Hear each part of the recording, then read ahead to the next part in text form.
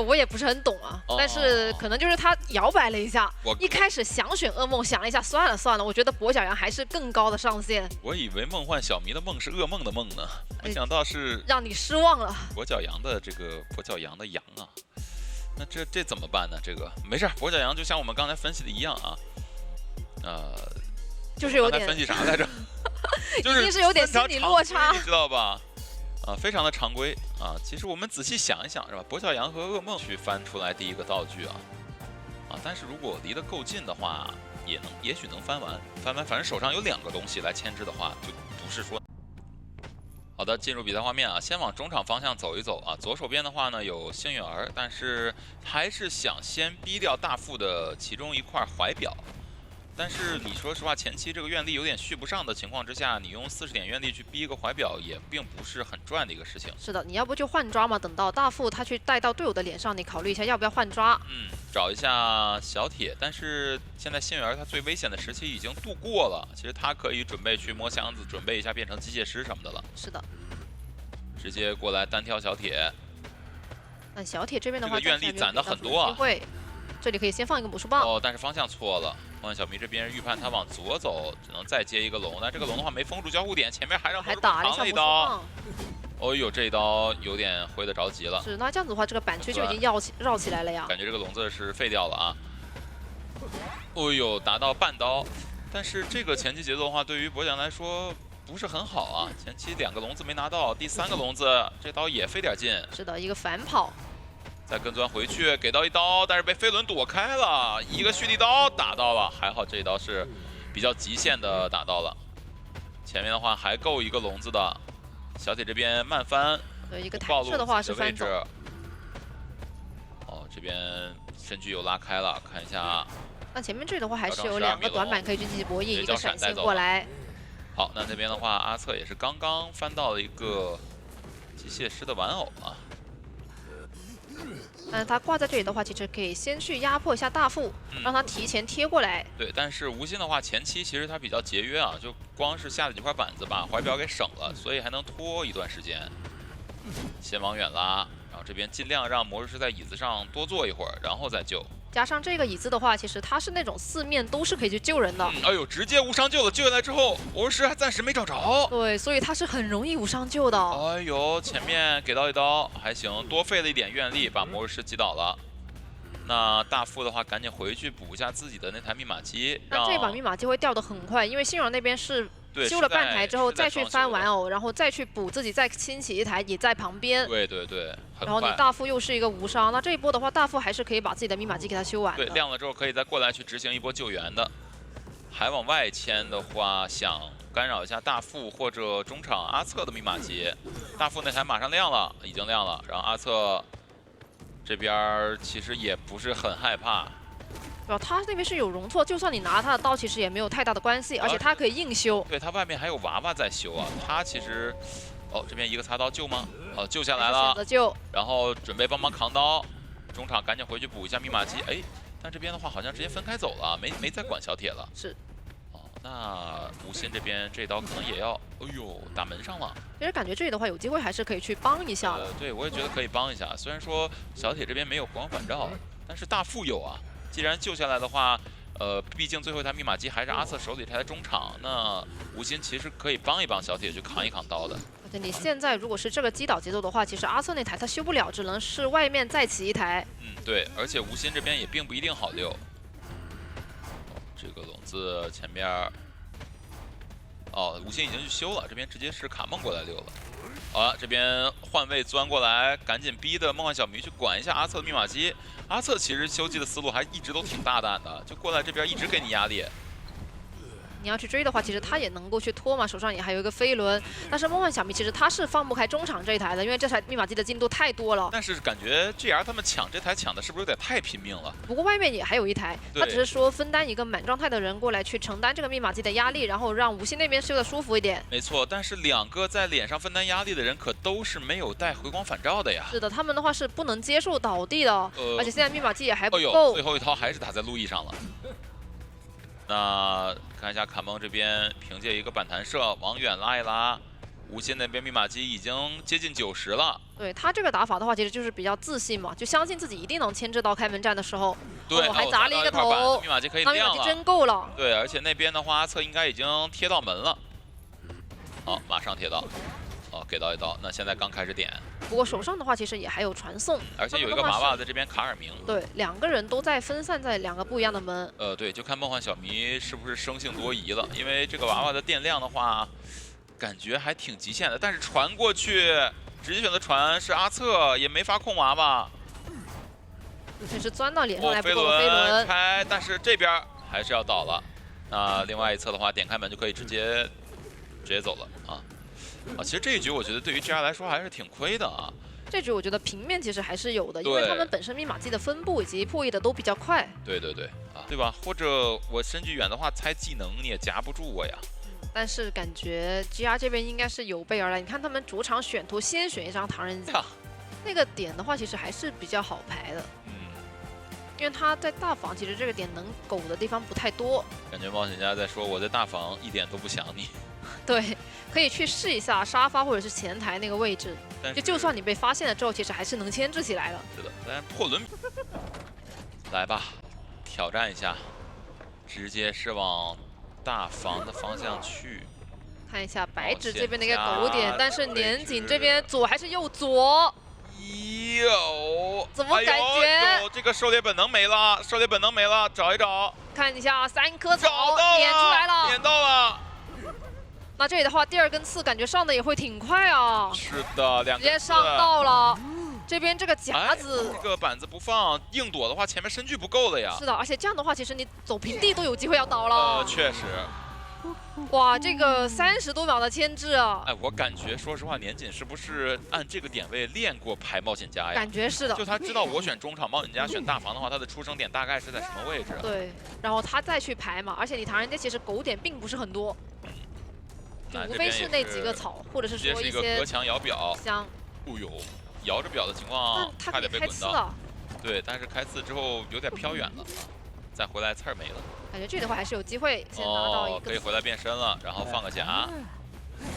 直接打了啊！直接打的话，其实存在感拿的也多嘛，也没关系。是的。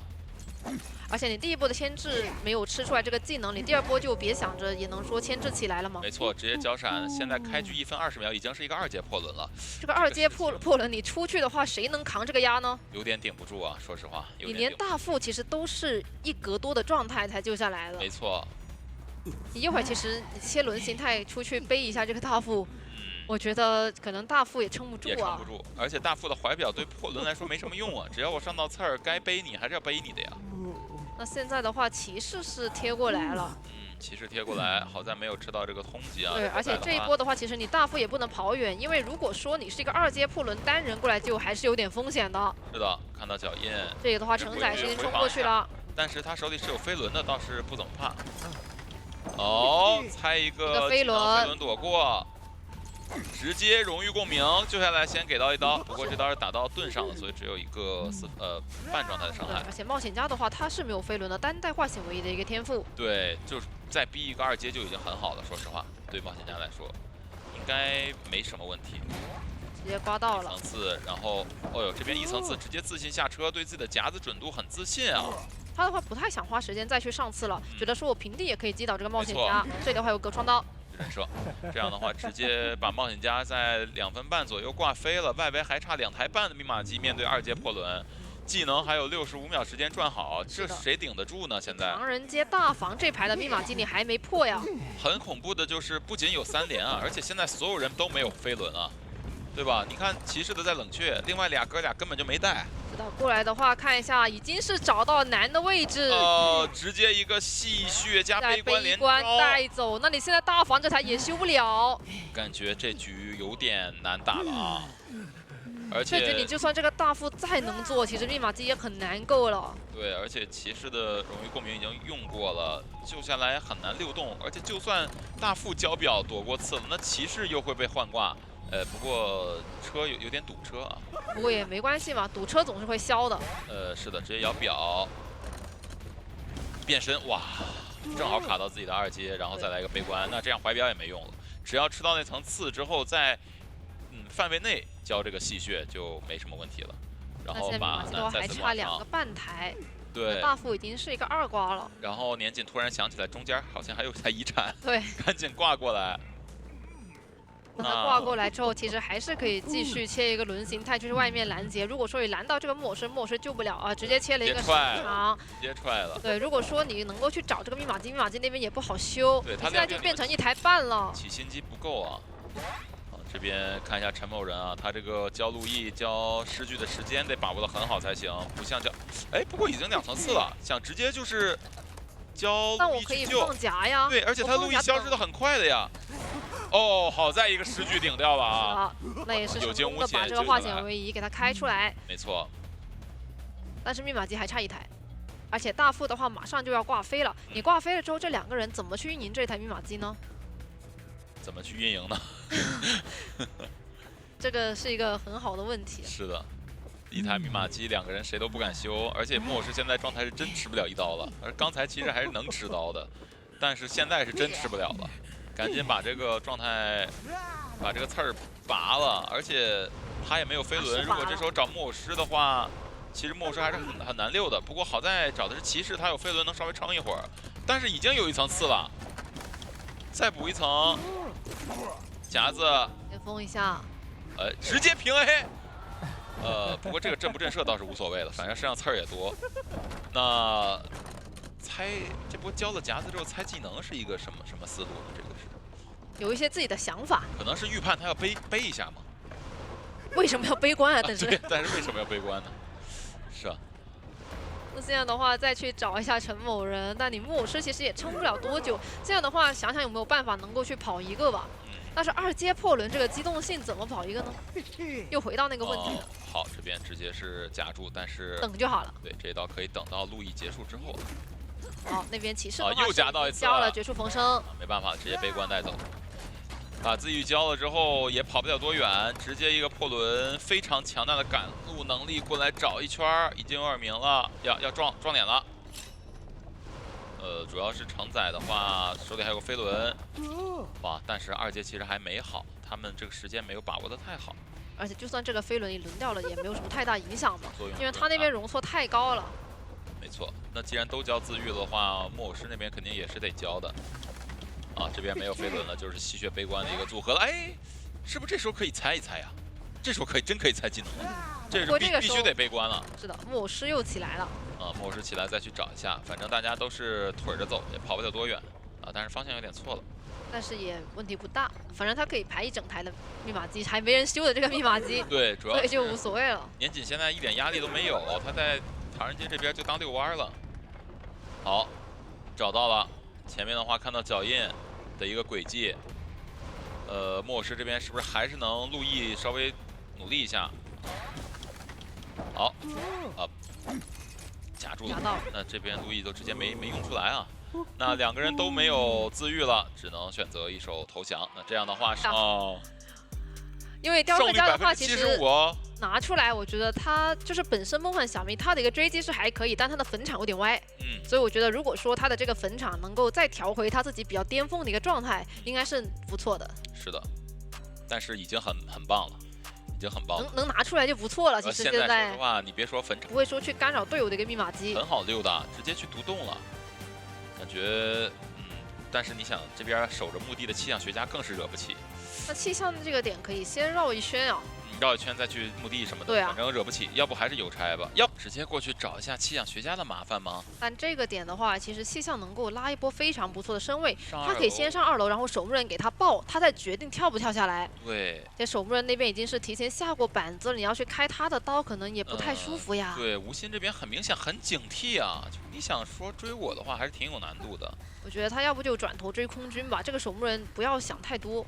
而且他那边的话肯定是先不出产的，先等你去追击一下空军嘛。没错。然后守墓人也是可以去给你爆点，到底说这个雕刻家有没有反绕你？隔墙反绕啊，但是确实一直队友在爆点的话，也没有什么绕到的机会。所以目前的话，他并没有一个特别好的身位去追击，那过来想要去找一下阿策啊，还得是兜兜转转。哎，但这下回来是夹到一下。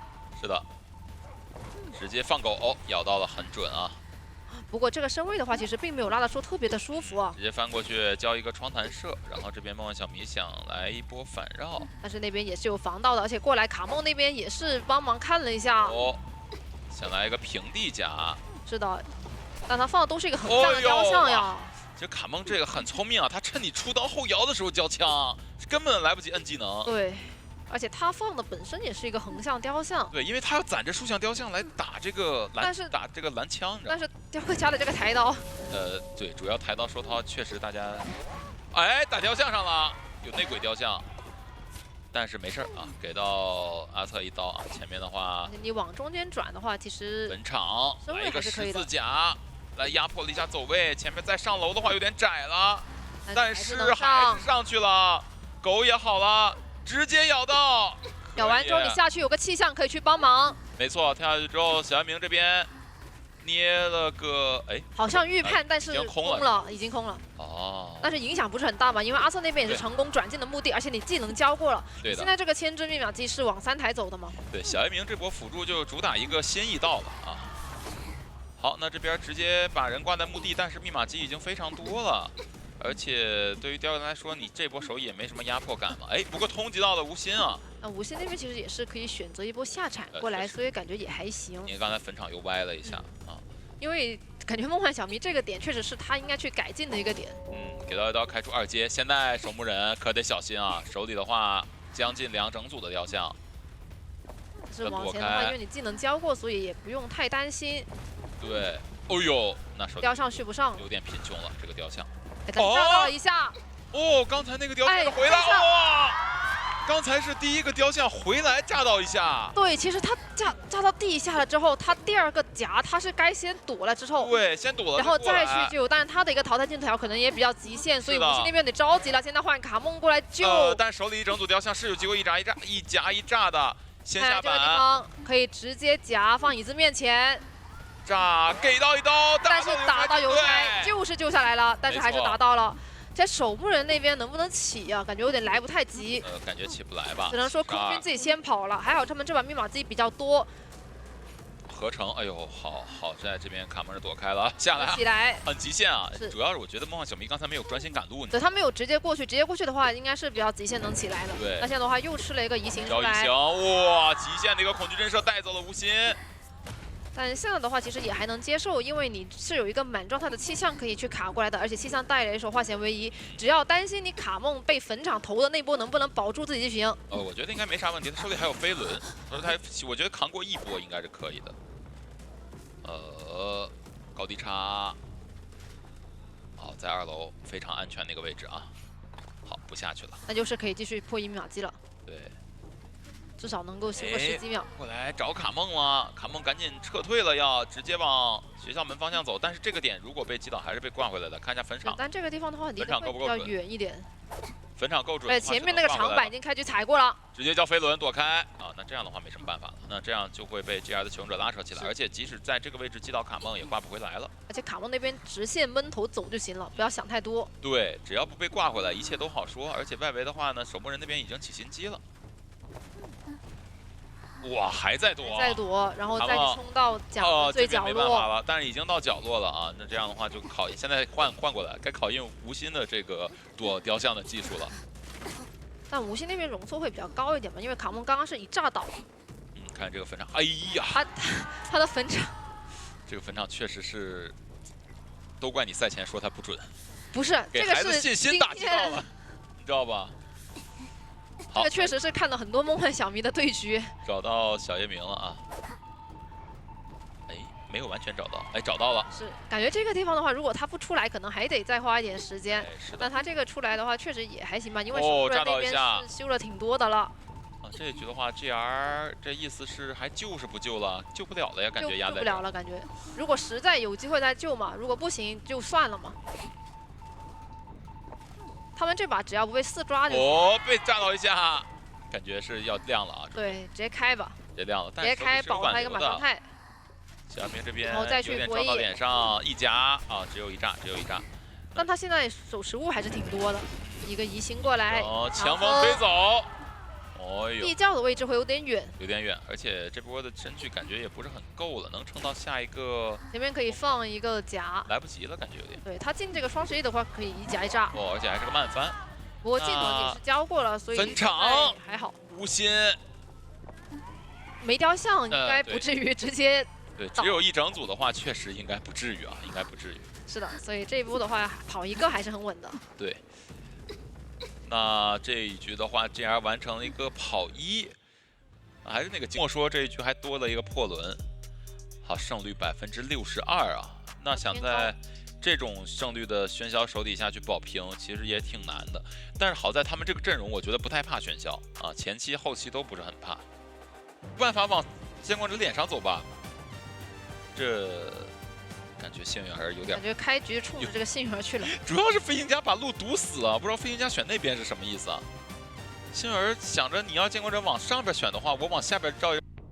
好的啊，进入比赛画面，直接到2楼下啊，那就是怎么说呢？直接进墓地了。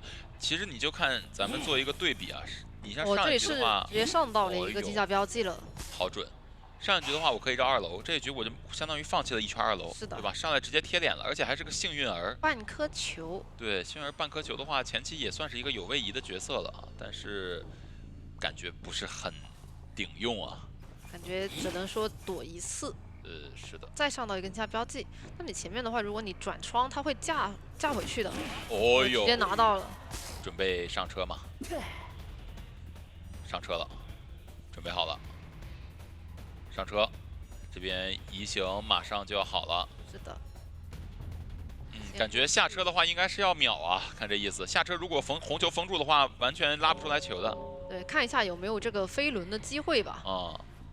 好，沉默人过来帮，如果不帮的话，他可能那就要把握这个放球的时机啊。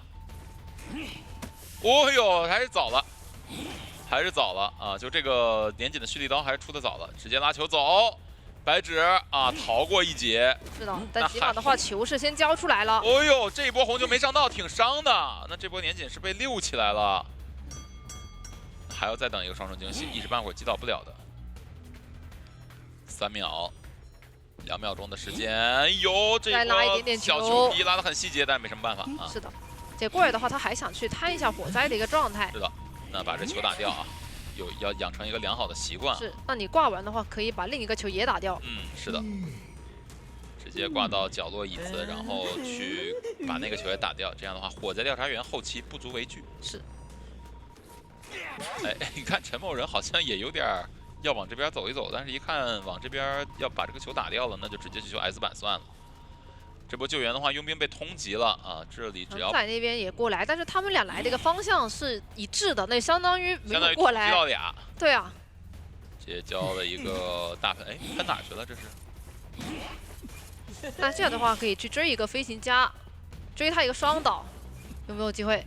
但是一个飞轮。其实刚才年锦的话也是抬手骗了一下飞行家的飞轮啊，假装以为自己双重击拉回来要打你2个球。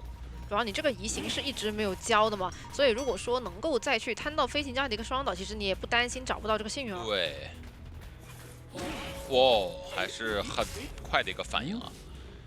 感觉现在确实高端的喧嚣，它就是做到一个心中有球的境界，就不需要看我底下什么颜色，就反正我知道我放出来它一定是什么颜色，对着什么颜色的。想要去摊一下承载，直接交了自己的喷气背包，哇，我直接击倒了，好流畅啊！那边男是能够去救下来的。那这里的话把承载挂到遗产机，移形门的话已经是关了。那白纸这边的挂飞的就不管了，感觉有点管不太到。想守这台遗产机了，想用这个新屁股守这个遗产机。但如果说你管不太到的话，其实一会儿白纸他能够在外面去翻箱子啊。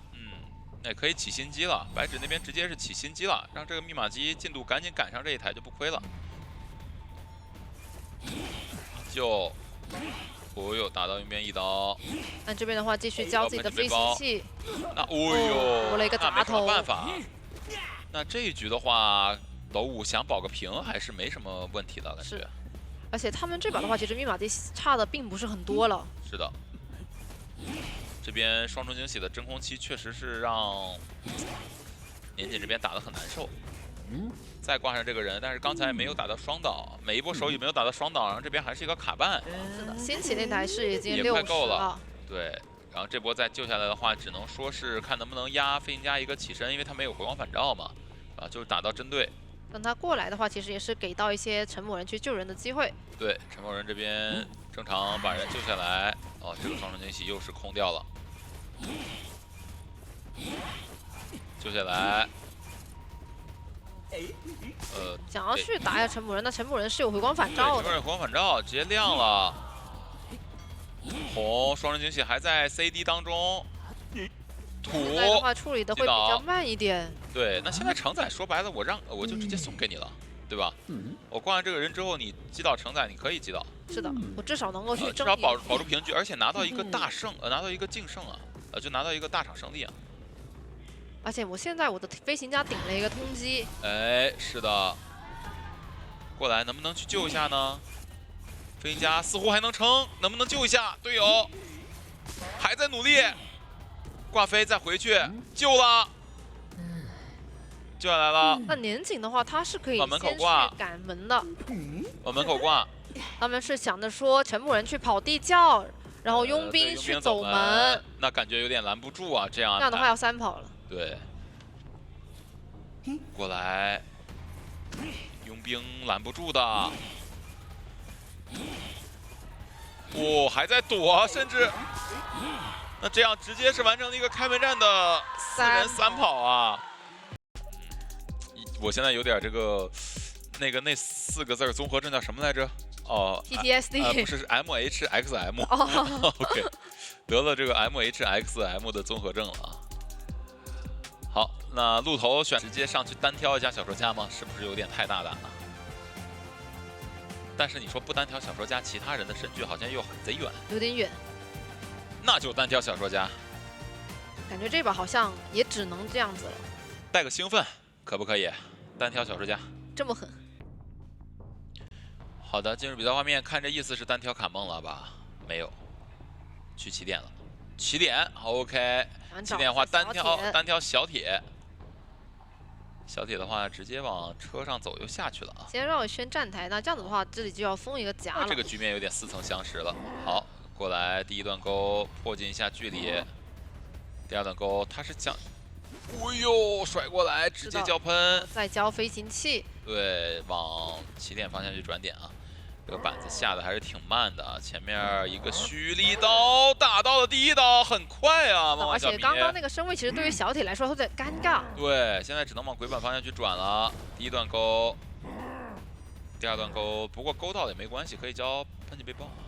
但是现在他可能勾到了，你看他已经路头，哎，这边没飞过，没有往那边飞过去，身距还是挺近的。他的一个落点有点难受，直接交一个移形过来击倒了。1分01秒啊，这可是路头啊！这个3个1半的密码机，这一局对于梦幻小明来说大有作为啊。是的，这把的话，其实飞行家他是连自己的大喷都已经交掉了。是的，感觉这个大喷。就是我觉得小铁吃完1刀之后，应该还要围绕起点牵制，因为他没在起点放夹子。如果我吃完1刀之后，下一波再被勾中的时候，我直接叫大喷上车了。是的，我觉得这样会好一些。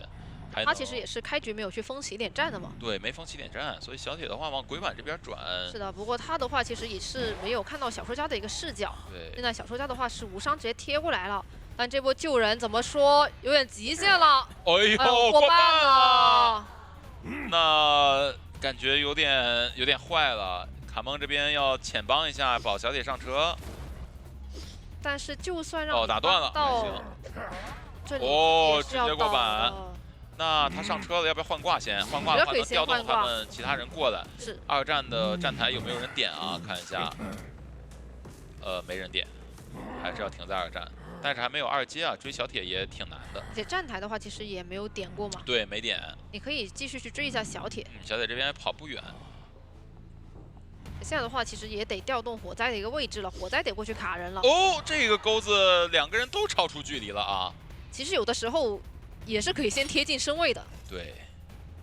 确实。那现在无心想要再去扛一下，但问题是你现在有一个人去救人了，有一个人去帮忙扛，外面没人修机。先开出2阶就开是开了，可以绕一圈回去。但是有移形喽，这次小铁还在等，这样移形可瞄得更准了。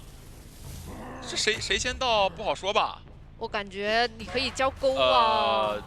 确实，因为我觉得小铁到不了没关系，他一个钩是能勾下来的呀。对，我觉得小铁他没必要等吧，就上车就开就完了。对，先走为敬。对，那就是可能刚才车冷却没好，我们到时候可以复盘看看时间啊。好，来看看这波过去，反正人救下来之后状态也调好了，能找到谁？这边吴昕和阿策都在附近，再续上钩子。但这样的话，如果你找吴昕，其实吴昕那边状态是没那么好的。哦，好预测呀！这波平 A 反而是反预判了梦幻小迷的心理，但是还是被勾到拿到这一刀了。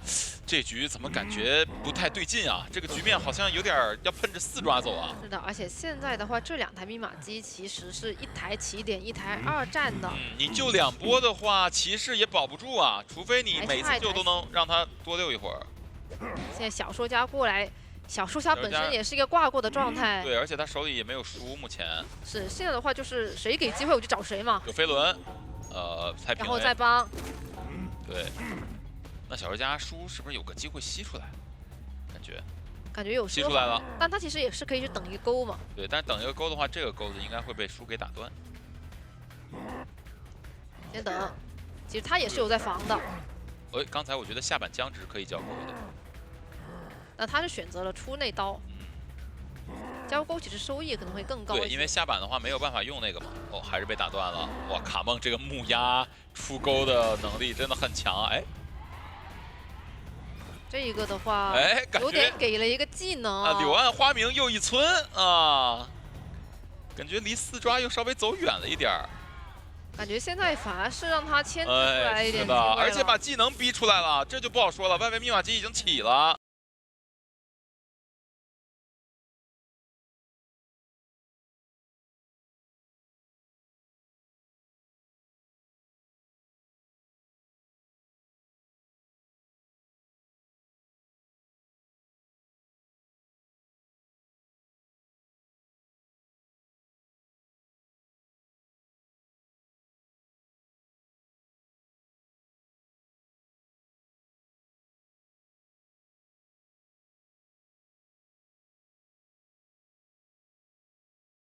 好了，直接换位，换过来救人，那继续去帮卡梦扛。对，卡梦这一波隔板换位，勾到了火灾，飞轮躲开，留个气囊，反向弹走。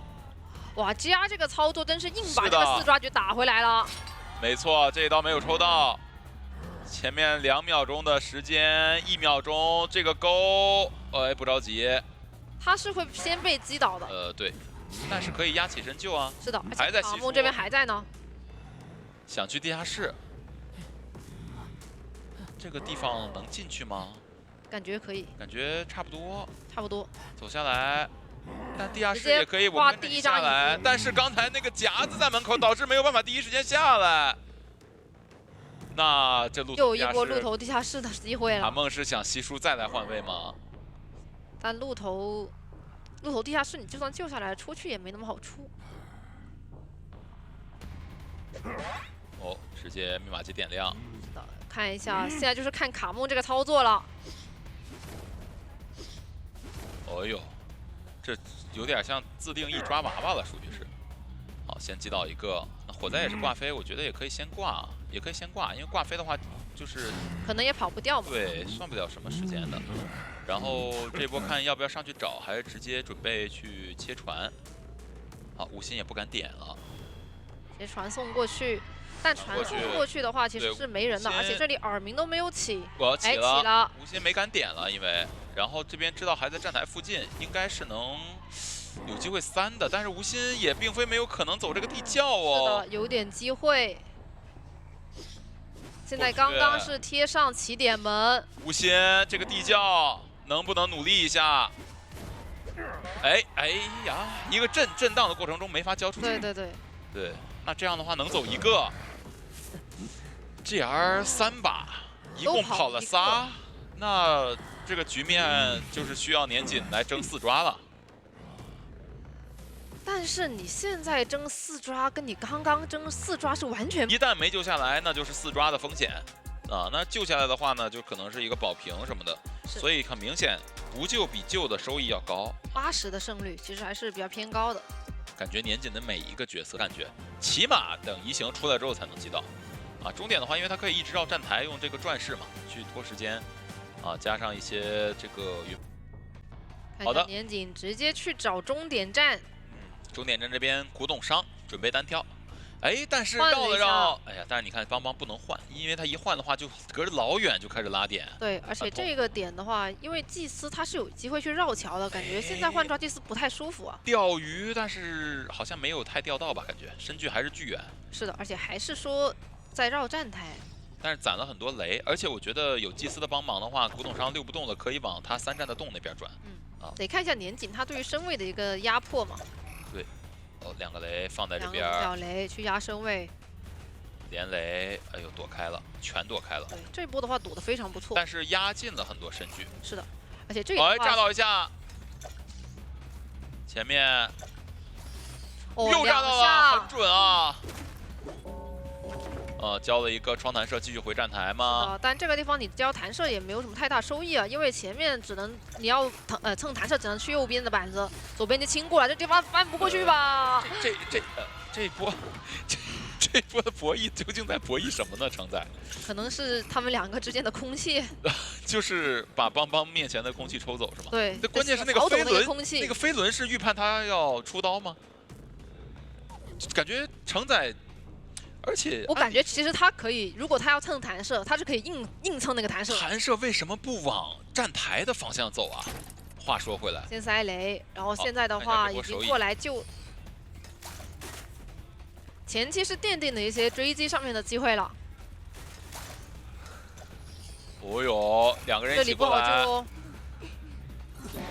救。哦呦，还是救下来了。打到了祭司，打了祭司，守墓人是被炸的啊。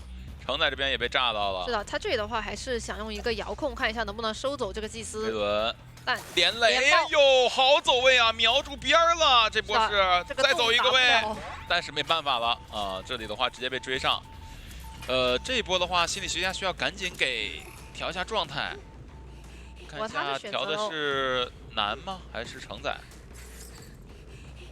因为调难的话，难还可以再救啊。是的。但是调承载的话，承载只要不出现就好了。但是他是选择调难的一个状态，是的。而且承载刚刚也是趁这个机会多去修了一下桥上的密码机。对，然后赶紧撤退。跟邦邦打这个局面其实是很难的。对。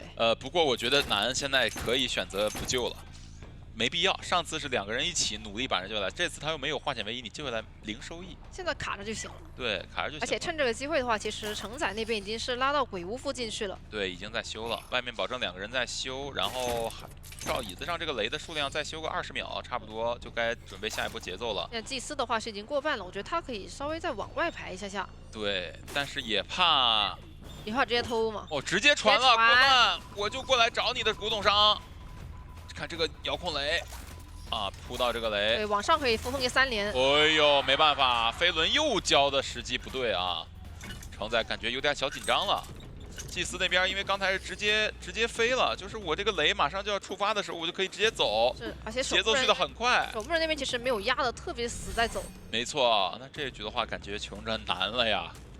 古董商也是个2挂，那现在心理的印记已经交过了，其实你这个心理也是牵制不动的，选择直接做出，但是会被炸下来呀！你这个地方这样做的话，那这样感觉，哎呀，这个救不了，躲开一段，往前扑雷就行了。没有办法，直接带走心理学家，那这样的话，这局要走向一个4抓了。现在南刚刚把那边的修了一下，所以年锦对，所以年锦的话直接往那边就牵着赶过去就行啦。我觉得其实斗武这把有挺多机会没有把握住的，主要还是16吧，我觉得16感觉转点上就已经自乱阵脚了。而且心里那波坐车，就是如果他是选那么做的话，其实是必被炸下来的。对，但是他不炸吧，他也是在那儿够呛能活，反正是。但是起码不会倒得那么快。那这波是不是要打算双方都不交自愈了？就拖着吧，现在看一下南能撑多久。年景这边应该是已经透到了南的位置了。对，准备开追了。但是陈某人因为为了走一个的话，这个自愈肯定是交不得了。他现在的话只能说先再去压一下，因为密码机差的多嘛。对。如果说你差的比较少的话，其实可以起来硬修。没错。哦，这个无非是多处理一下这个守墓人。上站台，连雷再躲。好，这边还得绕路啊。直接掉下去的话，会直接出土的。好，感觉是进入了一个单人训练啊，练习雷的这个精准度。好，炸到一下，那就有个摇，炸到2下，但手里雷的话不多。哎，交自愈了。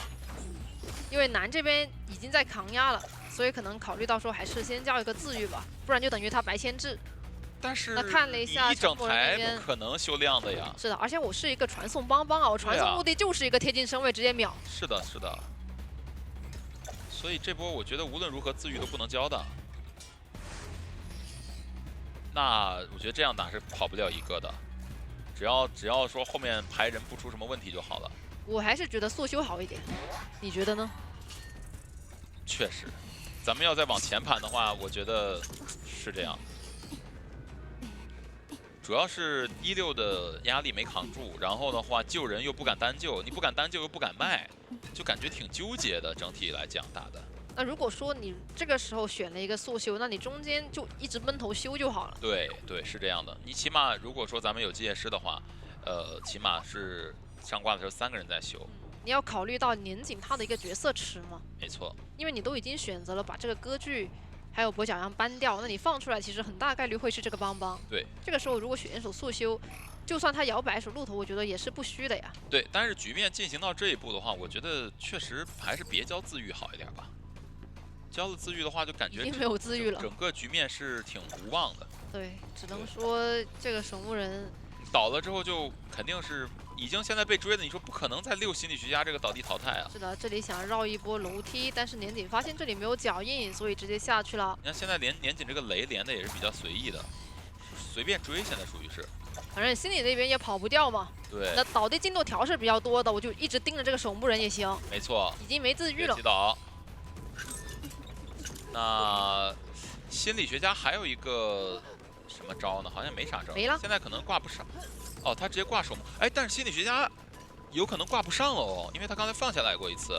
其实实在不行的话，你把那个守墓人放着，我就一直盯着。对呀，应该你说的那样打呀。是一直盯着，因为心里那边是已知交了自己。对。不过他过来守地窖其实也行。守地窖的话，附近有椅子，你还不敢离得太近。他在地窖口其实是置于一个不败之地。不，他得来地窖口，陈某人得来地窖口。我说年景就是他在地窖口附近转就行，对，基本上没什么问题。但是年景得不是这个陈某人得往这边爬了。但是这南和陈某人谁先走，是不是不太好说呀？感觉好像还是南先走。不对，我觉得还是要投陈某人一票。啊，不对，应该还是南先走。还是南，因为倒地那个进度条比较慢嘛。对，往这边爬了呀，赶紧往这边爬，然后只能赌年景挂不上。啊，年景现在这个视野排人好紧张，看得我都紧张。狂找。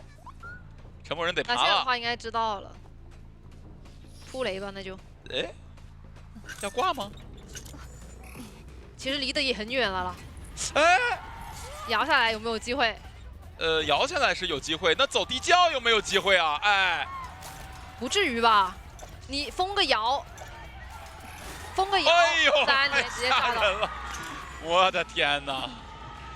还好啊，还好。是的，实在不行的话，其实也可以封个再往前封个摇嘛。对，其实我觉得年紧盯着他就好了，真没必要玩这么惊险。就是我是觉得你把那个守墓人就放在那里，放着心里都要挂，就是倒地进度条都要流干了。是的，是的，啊，这样也是要恭喜 GR 啊。拿下比赛的胜利，继续稳固自己榜1大哥的一个位置啊！说你大地图以这个速闪的追击能力加上控场能力来说，真可以套。对，粘人能力强嘛，你要是真能找到这个冒险家，基本上冒险家就算是带一个双段飞轮，他也牵制不了多久。而且星云儿这种角色也可以抓吧？可以抓的，完全可以抓。放的一个星云儿也好，还是冒险家，反正你上来是没有密码机可修的。对，然后再开局看第一个伞怎么样去交吧。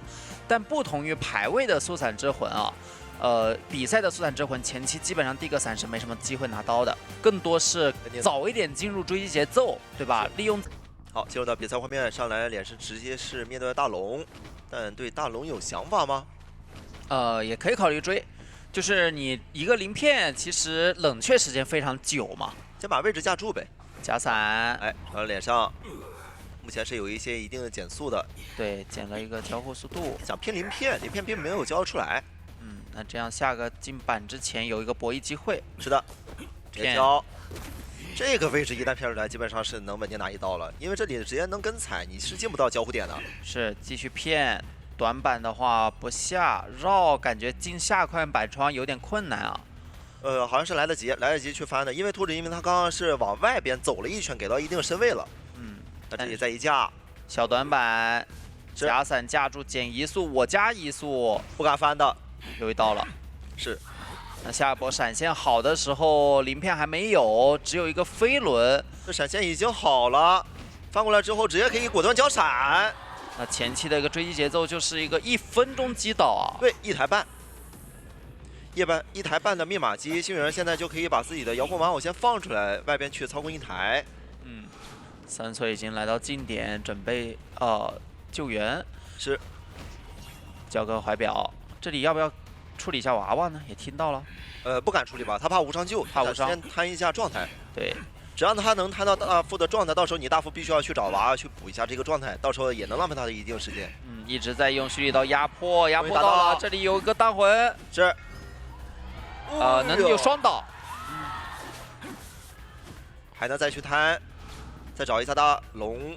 大龙这个位置并不是很好跑，只能在这个3窗去玩。对。但是位置都是被透视到的，这里有一个鳞片，就看一下怎么样去博弈一下了。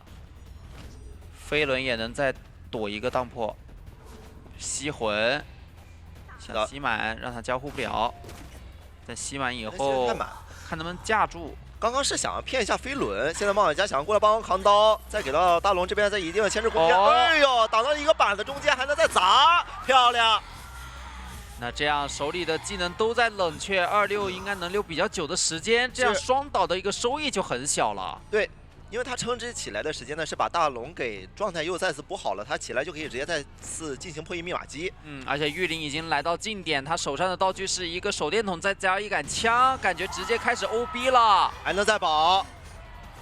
眩晕，控制拉满了，还是得切成小黑。其实追击的个能力才比较强，但现在不让你切啊，锁你技能得切了。玉林现在这个状态发挥的太好了，现在接着再跟，飞轮躲掉，想要摸一下道具，鳞片好不了，进不了板窗，应该要倒，是留下一个鳞皮给队友。这里并没有选择接着跟，要是能接着跟的话，刚刚其实还能再保一段时间的。可能是想先摸个道具出来，准备下一波救了以后再跟。最后2台应该也已经在破亿了。密码机还是不太够，而且教授也没有带一个回光返照，很容易下一被打一个针对。就看他下一以后这个鳞片怎么运用了。是，直接抵，但是应该还是要吃一刀就比较保险。要再等，又打到教授。这波照不晕，能封一下技能吗？一直在封，但这个窗口来得及翻吗？好像来得及的。闪现好了，直接跟。这样逼出了一个闪。那开门战前减员，以速闪的一个开门战控场能力，还是有机会多抓的。是。场上这边有2个人还是没有带回光返照，同时大副这边是没有一个绝处逢生了。对，没自愈了，所以说还是有点危险。这里是故意不亮，吸引你过来控的时候我再亮，等你再回头去想控船尾的密码机，其实都已经压好了。伞一过去，其实就可以准备直接亮掉了。不能交，这个伞一交的话，开门战就2个人冲小门就平了。他这边也在等，想击倒幸运儿先把双11这边是地窖。他要这个时候快速把玉林击倒，然后再去控大门。玉林目前是想要等一下自己的飞轮，因为他现在必须要靠飞轮才能有机会走这个地窖。但冷却很久啊，是还有20秒。窗台摇到了，再一个假伞减交互，不能变，得留伞。但是其实牵制时间够久了，大门也开了，真是冲动。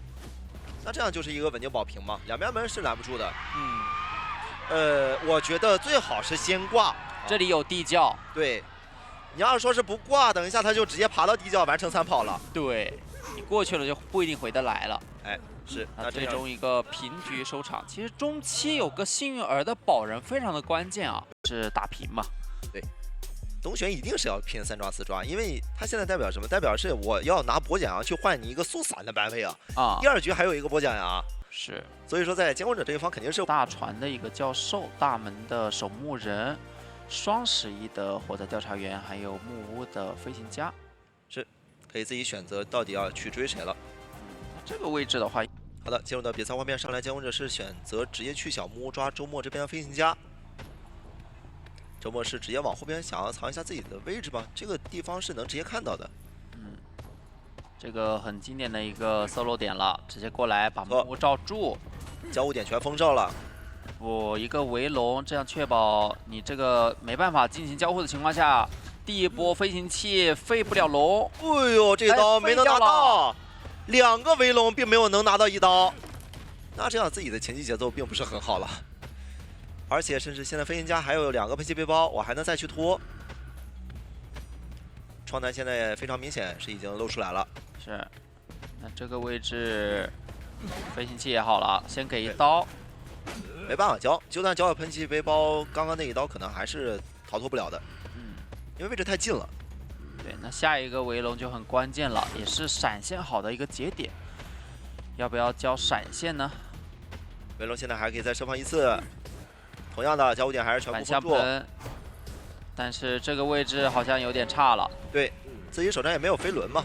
东玄现在就可以先把它挂上，省下了闪现。是小木也没有地下室，是大船的地下室。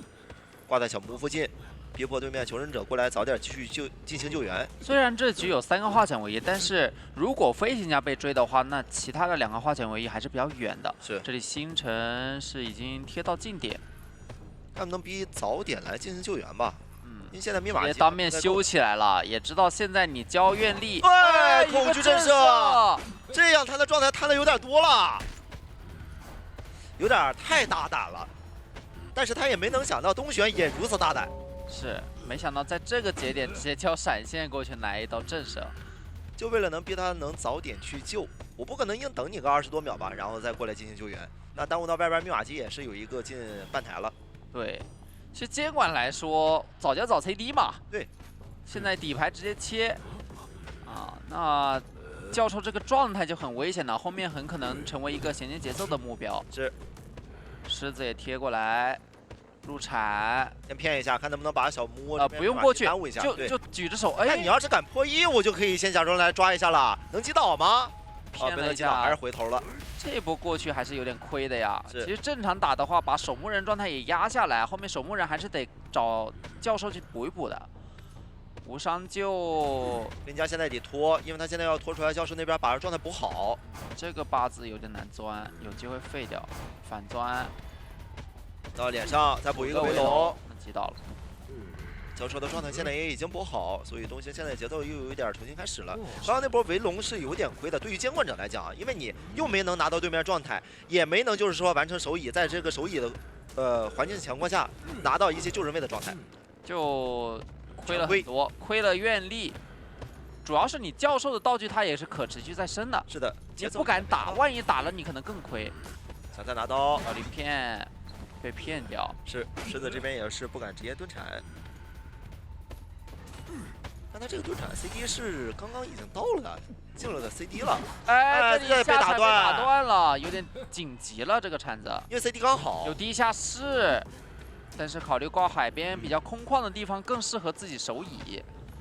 挂海边，那接下来梅花想为夷了，海边还是应该是教授的第1台，大船被锁的情况下应该是他第1台，这样半台密码机不得不要啊！关键现在问题是怎么带走呢？梅花想为夷不好带走，这一刀的话我就先拿你磊磊，可以打。他不求说现在是要去针对这个守墓人，他只需要这个椅子上有个人就行了。对，现在就是谁好抓抓谁，先抓了磊磊，磊磊位置不太好跑，跟钻，再给他挂到海边。多修的话，其实现在不好多修啊。没关系啊，我放你出去啊！你守墓人在外边破1，你破1密码机你还慢的。对，而且手上传送也已经好了，完全可以打一波手椅以后再4击传送。是。这里教授也只能贴到近点进行博弈。东玄还是要逼他早点来救的援的，那看能不能把这个技能给逼出来。还是在骗砸了个头，能无伤？要救吗？可以救一波，卡半啊！是，能无伤嘛？到时候压板可以再救一次。一个气囊控制了一下，没能打到，处理掉，先击倒。那这样其实拖出来很多时间了。因为教授下一波也能进行救援，然后守墓人的话，也能够把这个密码机有机会压好。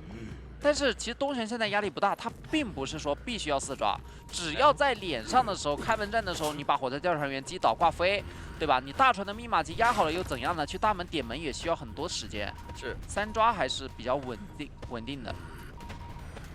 在开门战能击倒人比较快的情况下，其实还是有机会能去争一个4抓的。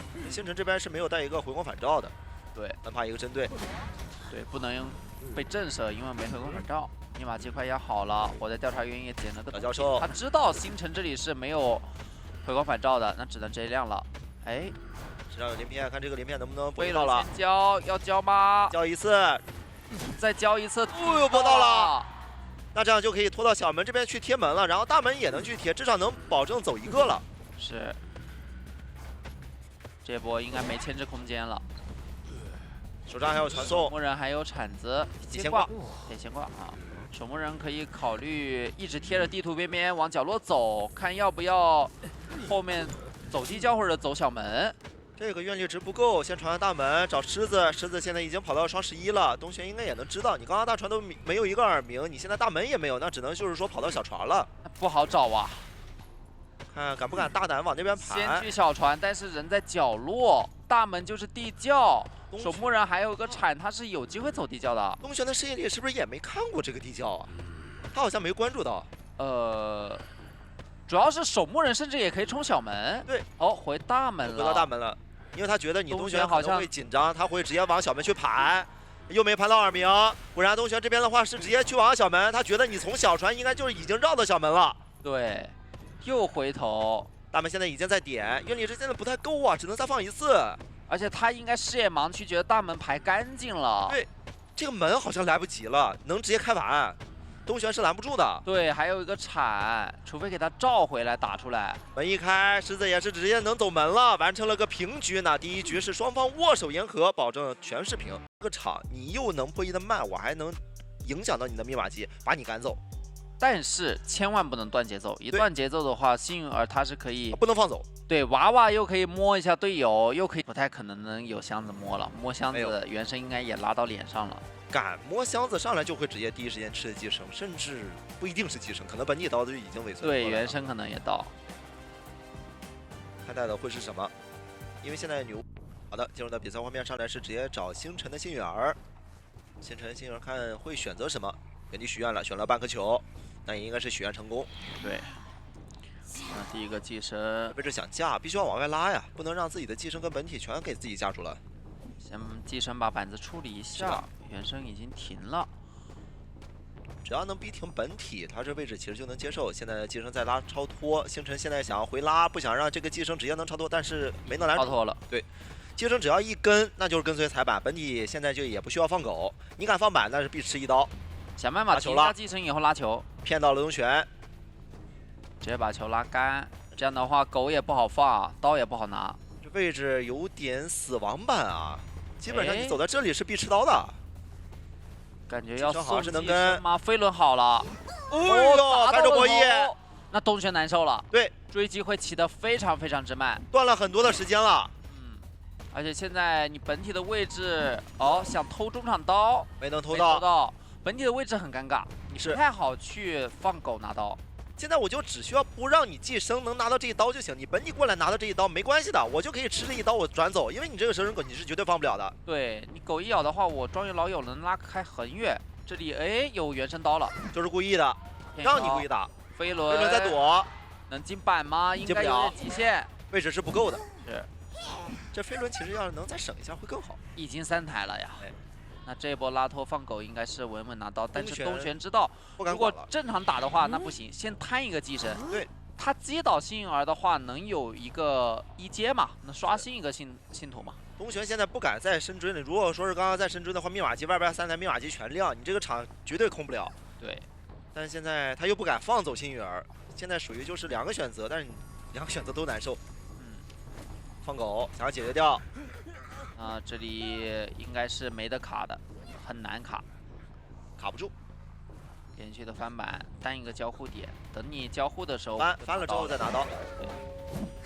我在想幸运儿要不要一会儿顶化险唯一，摸个箱子呢？因为他如果没道具的话，还是很容易直接被切闪续上节奏的。当然可以，但是你过来给这个化险为夷了，绝对不能给到多余的伤害了。对。想尽量去搬运一下，搬到2楼下去控一下密码机。这个密码机不太好进行破译了，到时候还得再多起1台才行。大佛提前交表准备救援。那这个箱子就不太好摸了。你如果说是接着摸这个箱子，2、3个楼一定会坐住。这里吃了1刀，必须要无伤救，否则再要吃到大副的伤害的话，求生者这波就亏了。这波打到幸运儿，提前拉走，赶紧拉。箱子不敢摸，你要箱子摸了的话，2、3个楼这一刀就属于白吃了，你又做回来了。对，这里再想去给杂技补个寄生。对的，大副现在最好再去起1台密码机，最好是去起甲门的，2台最好是拉着进行破译。下波救人可以让空军来，空军交枪保护幸运儿跑，这样2、3个楼好像已经过去架枪了。如果你单一个信徒的话，你是牵不了人的。是。你得2个信徒过去，这样原生就没办法守密码机，杂技可以硬抢，然后送寄生。东玄现在思路也很清晰，他也是在防你这把枪能交得出来。杂技把信徒拉走，然后狮子在这里修，想硬牵回来啊？对，拉拖牵往遗产尽量的挂，底牌还在，一会儿可以切市场，先减员再说。这手市场密码机压好了，得踹吧？你先踹。95，他想要再逼一逼，给自己留点可能。他把这一手吃长，我要先踹了，容易出事。压好了，后面就不好踹了。 2个人直接过来，有踹的动作，我直接就亮。4人现在都到脸上失常了，你不知道，这边也救走了。 4个人半状态，这个时候谁给枪必须得交啊，那就出大事儿。枪没交，如果人要在这里倒了，外面密码机起不了啊。而且状态也不好补，寄生非常之多。 这个飞轮没交太关键了，主要你飞轮不交，你这个枪也得交啊，你绝对不能倒啊。这里杂技还被架住，虽然说幸运儿活了，他也摸了个针，能去调自己状态，但是你浪费时间，很拖时间，很拖节奏。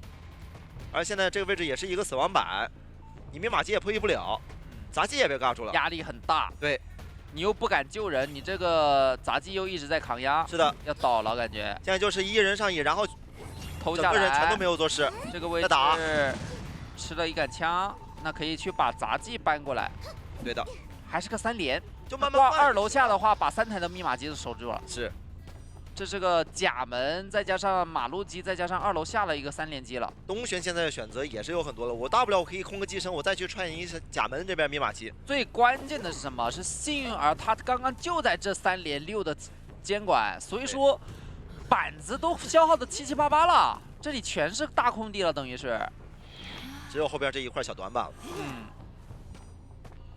再管，拉托，但现在得先管一管甲门那边。不给他们补状态，但是他们已经补得快好了。是大副现在已经补好了嘛？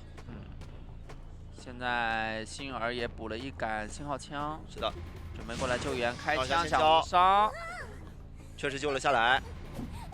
那现在。 反而危险的就是东玄了，手上没人儿。对，你这3连是3连，但是你后面如果求生者都拉开去先补状态，先把寄生驱一驱，每个人捡个紫圈，那危险了。这一波球没交啊！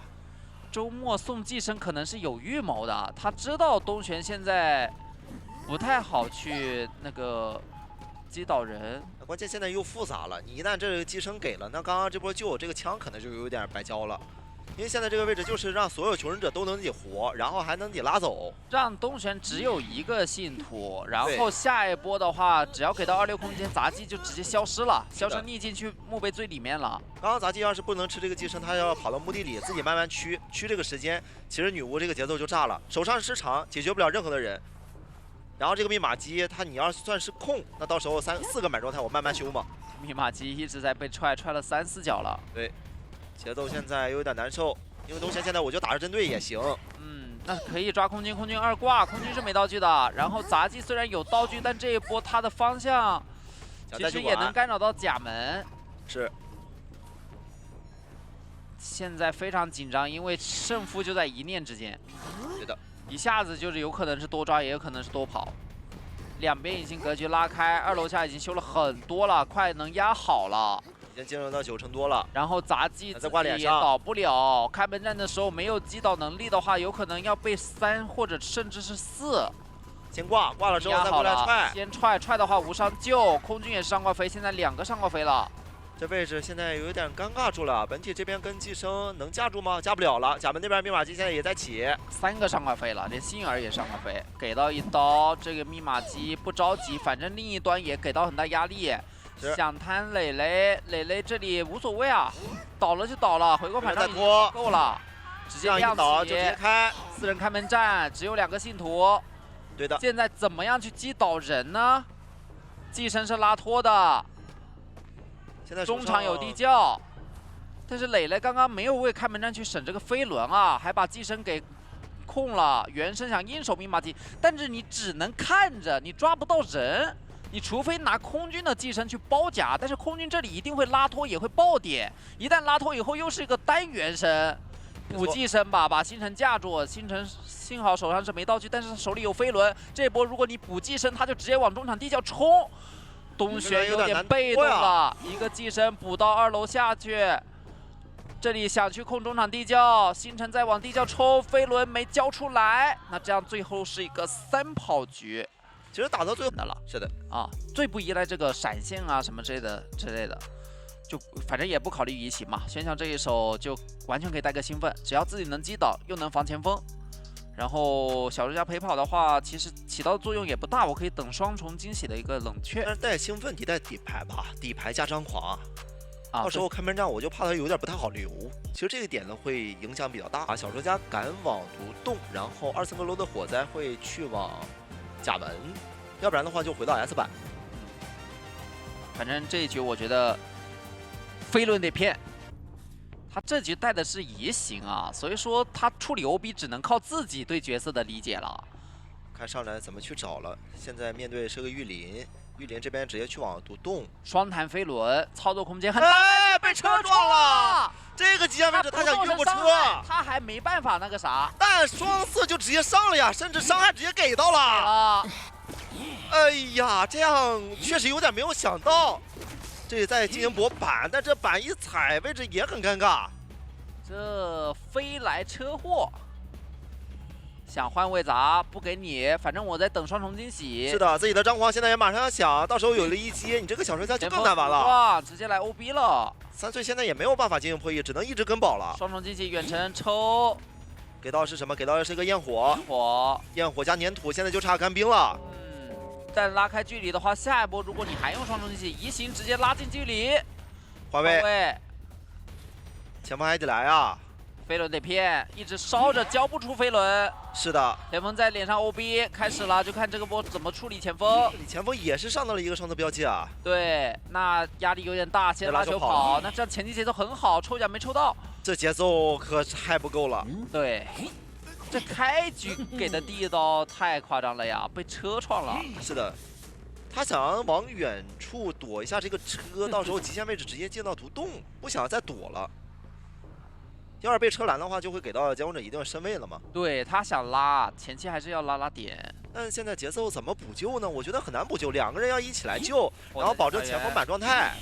满状态 OB， 他要等身上的这个，哎，给到一刀，感觉能摊双倒。是的，在一个撞上先摸，没能跟上，没关系，还能粘，不敢粘了，回头走。但是玉林这里有气囊，再加上弹射，拉开很远了。去了2、3个楼。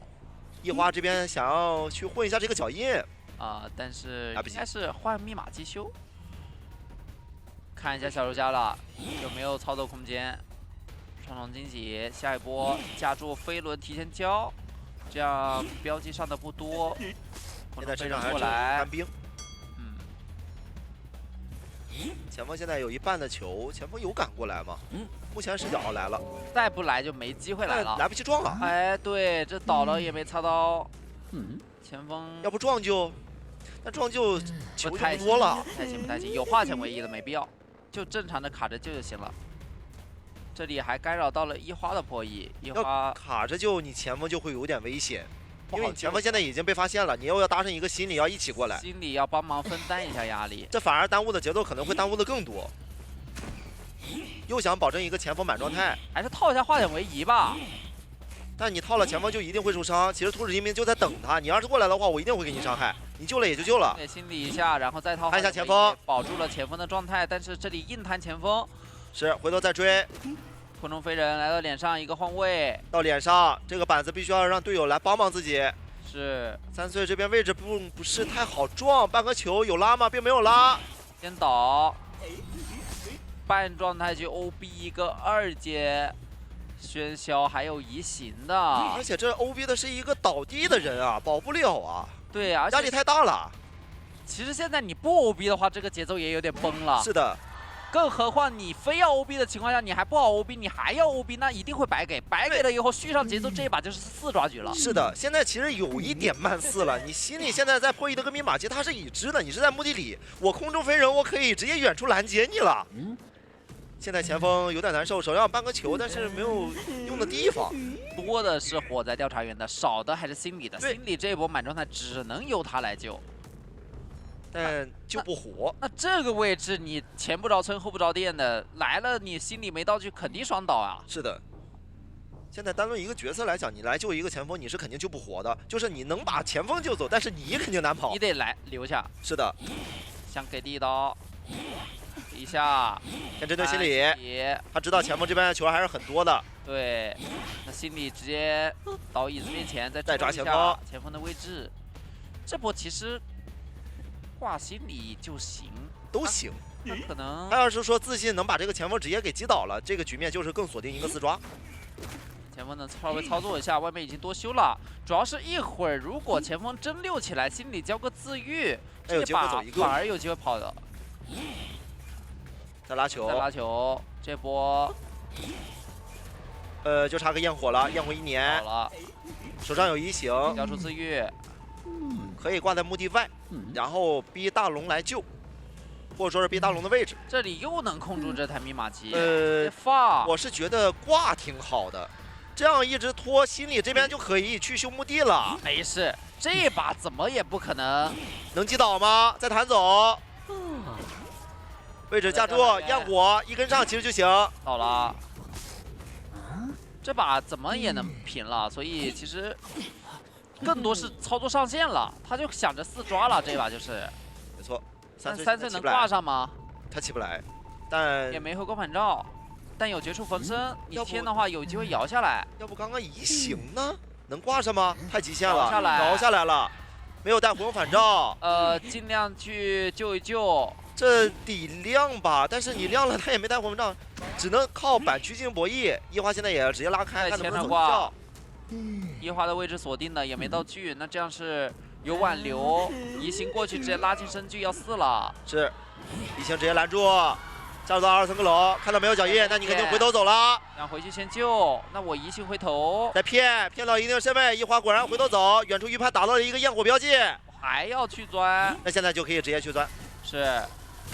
能救下来，但是心里是没回自愈的，可以先击倒。绝处逢生已经交过了。是的，图纸一鸣这边也是因为带了挽留，所以他击倒谁都可以。前锋现在是非常难跑了，现在就是一个慢性4抓。时间了，对，直接一波击倒。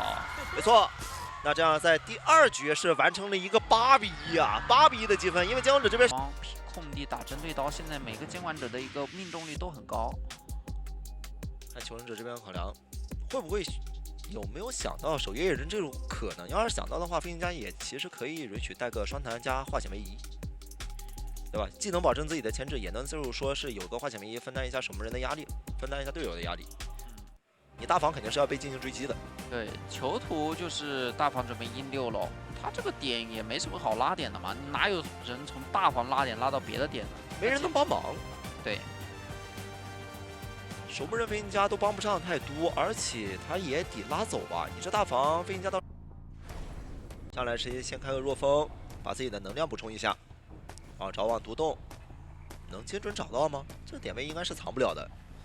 哎，感觉他是往外拉，乱追，想找飞行家。是大龙这里得到爆点，但是他只是一个单化成位移的。他感觉到了，你既然飞行家敢选择在这个角落，肯定是大家都保护你，就是因为你带了一个化险为夷。对，那这样至少闷一个化险为夷嘛。是的。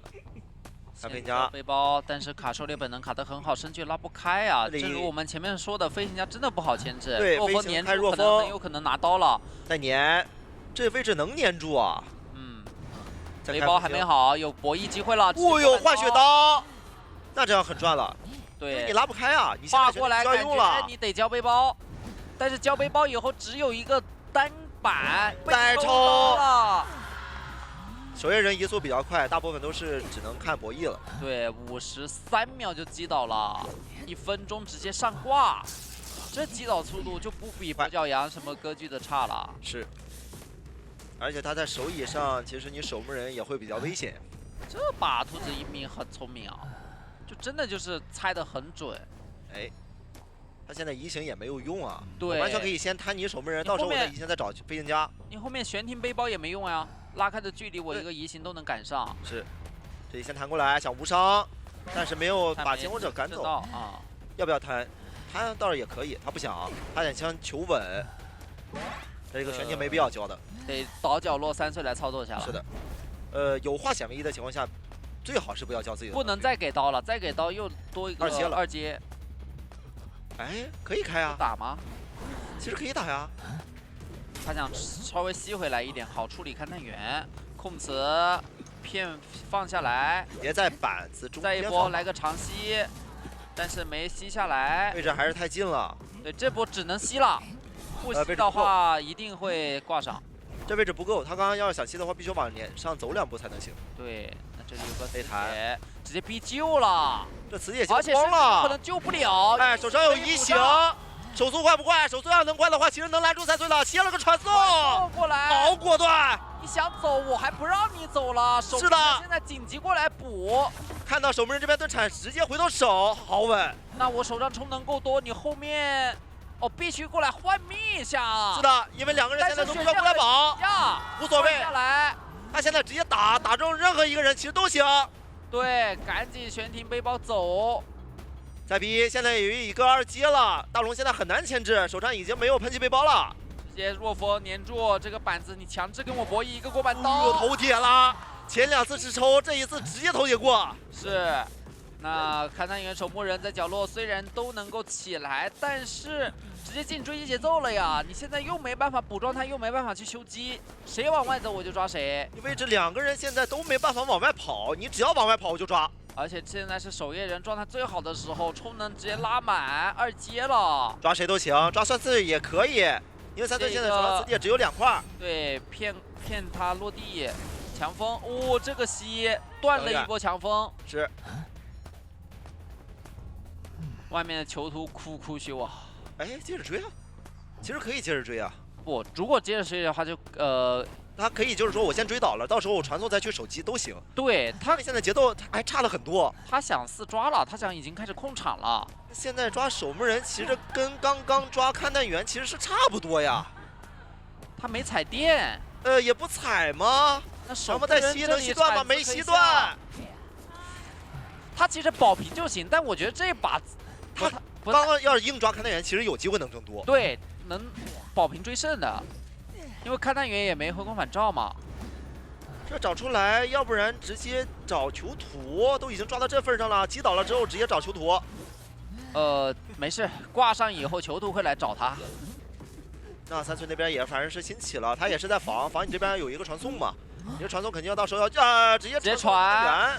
兜兜转转还是你一个抽刀直接击倒在遗产，这样击倒之后就还得接着守椅了。他要拦囚徒，守门人这边肯定是要去修密码机的，然后让囚徒来救。而且现在仔冲了你一个，先往右边看一眼，囚徒还不好救。对，看一下囚徒，如果中场没有人，那就代表囚徒又回到大房了。看到了，那这样直接抓，因为守墓人不可能过来救人。密码机还不够，现在才75，直接骗，在这里电砸。哦呦，电砸很漂亮，还得接近。密码机在81，申巨是有机会过去救了飞轮，但是等失误了。这个位置远袭好像能来，拦住了，没有回光返照，密码机压好也没用，我直接翻。 风行过来，直接一刀击倒，打击压好也没用。一花现在根本不敢亮，你亮了没有用，囚徒没有带回光返照的。我攒充能，我还能拖传送。那把囚徒直接牵到中场其实就行了。要切吗？不着急，100分很重要。先踩个板。能量现在也蓄满，现在给他牵到中间去。就不先挂，反正现在就。 基本上是100%锁4抓了。对，我现在求生者拖不出任何东西，而监管者拖那个充能、拖这个传送都能拖。现在就看你亮不亮，你亮了我回头直接抓囚徒，排一下守墓人位置。没但是他这样排的话，一会儿自愈直接亮，回头找囚徒。现在最好是回去把囚徒直接抓了。囚徒是九中风筝用了。 当面的一个双弹飞轮是，只要这个段时间他能把囚徒解决了，到时候再接着这个传送，这局面就能锁一个4抓。是，3个远袭过来拉近身距，啊，又接踩板吗？他是觉得你离不开这个点位了，我先把2B踩板给踩了。电断风袭，那个袭强风。是的，这里还有个传送，传送可以直接传。 这边一花根本跑不了，手里有一个盾铲，但这个位置还是很尴尬。没用啊，粘着就行了。囚徒已经没有绝世逢生了。是，只要等你铲子出来，一刀可以先把它打出来，选择等你翻过来之后再一刀直接选择击倒，那这个局面又锁定了一个4抓。哇，那这样其实可以提前恭喜 GW 的胜利，对吧？我觉得还是兴奋。 还带兴奋吗？画家最溜不动的就是兴奋，对吧？他其实兴奋就是，目标是一样的。你窥视者是为了也是变相的干扰到密码机，完全可以。上来这边是在囚徒的脸上选择角落，然后进入到比赛画面，上来是直接找往囚徒的位置。囚徒我先系个鞋带，连个电。这连了个电并不是很好碰，身距拉不开。对，那这样双重惊喜。 要准备开始博弈了，这是送了一双小跑鞋，只能先拉开。这位置得让前锋提前来帮忙吧，要不然这低头狩猎本能一直叠着，你这根本拉不了多少距离啊。帮也帮不了太大，其实帮不了。这双重惊喜，哎，要不就早点撞。这躲得好好啊！我给到一个焰火，只伤到1下，而且刚刚被夹住的情况下，画家在脸上。 画家想要吸画，对，但是这把带的兴奋，我冲你来的。对你要是说你想过来吸引监管者，那监管者就只能说是你中计了，因为他带的就是个兴奋，我就抓你的，给到伤害，不能翻，翻了差点震慑。对，震慑这节奏就直接是一个4抓了啊。那这里抓机太少，杀一个干兵了。第2幅画能画出来吗？有机会，这个身距。 画得提前放，板画没放，没放，他想再拖。哎，飞轮想顶伤害，没顶掉，反拉再去想办法交窗弹，但是很难吧？双重击起直接抽，预判到了，前锋来了，密码机2台多一点，不敢前，先抓前锋，对，一定先把前锋击倒了才能回头挂，是，还想骗到了一点距离。 双重惊喜可以直接架，再骗飞轮，很细，再给一刀，空中非常好了，可以直接飞回去牵，前锋直接拉球，预判了，但撞到了墙上，哎呀，这个失误有点大了。他有点想螺旋嘛，可能是想螺旋，但是没能拐过来这个弯。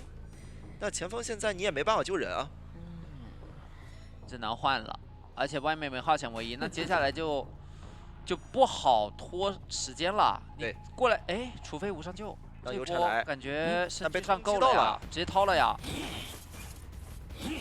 这东玄也还能接着接受，接着抓画家其实就行。一直绕，击倒了，绕到了刀器上。上这个兴奋还在，要挂在邮差的旁边，干扰密码机。前锋现在也不能接着播E，因为你现在要是说得过来套个化险为夷。至少拖个化险为夷，让外边2个人进行破E，把密码机再拖个20秒时间嘛。但是狮子被干扰了，狮子这里飞轮躲，哇，第2下又抽到了，很无伤吗？啊，这里能无伤，无伤了就得，哎，没救下来。后边再救下来其实也行，也行吧。对，是无伤。是在等拉球。哦，螺旋球撞一波，有窗弹交的机会。其实位置拉不开呀。先溜着呗，看能不能保一下活人了，保一下看能不能在平地进行牵制。你接着帮忙撞才行。哦，没打到下一波干冰，飞轮拖出来了，看一下飞轮能不能抵消一波干冰，给前锋来一下。要接着保，现在收益已经是达到了。是，外面囚徒邮差其实压力还挺大的，飞轮又没躲掉。是的，这波双重惊喜好像扭掉了。前妈直接到面前切兴奋好了，是不用切，兴奋直接规避了嘛。对，外边密码机现在还有个半台的，89那台肯定是能亮，现在只能抓前锋，把前锋上这台遗产修不了，选择多修了一台。对，前锋这里没回光返照，飞轮抵消掉伤害，那刚刚套了化险为夷，东玄很清楚。但是这边还有个板区，空中飞人等一兴下奋交了，他也没有什么控场的一个机会了，就只能走一步看一步，先抓着前锋嘛。求生者这边我就可以不管，我把密码机直接我就亮掉。跑一个，对，我一个人一会儿直接往你脸上冲，一个人直接往门冲。对，没挽留，也爆了一下。哇，两边是一人贴一个门啊，让你这监管者没有办法控，而且还有开门信。没带挽留来了，我稍微往后拉一拉，看到狮子的一个远端了。旁边这是个周末，但是周末是个满状态，没带挽留，击倒不了。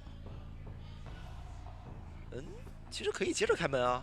对啊，直接去门。他周末这边在门里给压力，或者说狮子那边也在给压力，其实就行了呀。这样拖可就把东玄的传送到时候拖好了。对，强电流。难不成想要3人去争一下3出吗？应该只是想救一波人，觉得这样更好，保个平什么的。平啊。他们想要去争更多点积分，还摸吗？他们想争，这确实了想争，但是他们想，门都没开，争什么？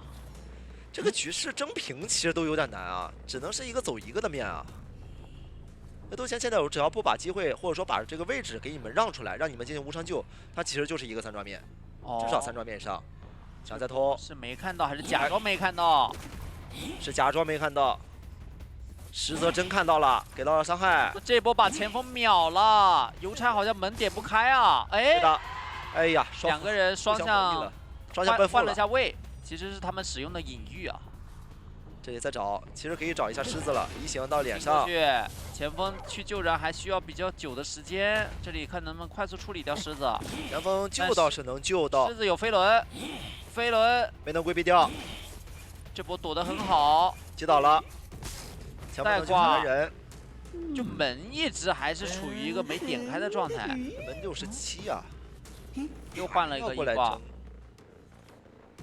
你要有个话想，这波技能真交了，这波是真可以前锋去点门跑一个了，还要来吗？他们的想法我觉得不只限于跑一个。囚徒啊，囚徒去开门了。开门啊，前锋在这里准备走地窖也是 OK 的，地窖是知道的。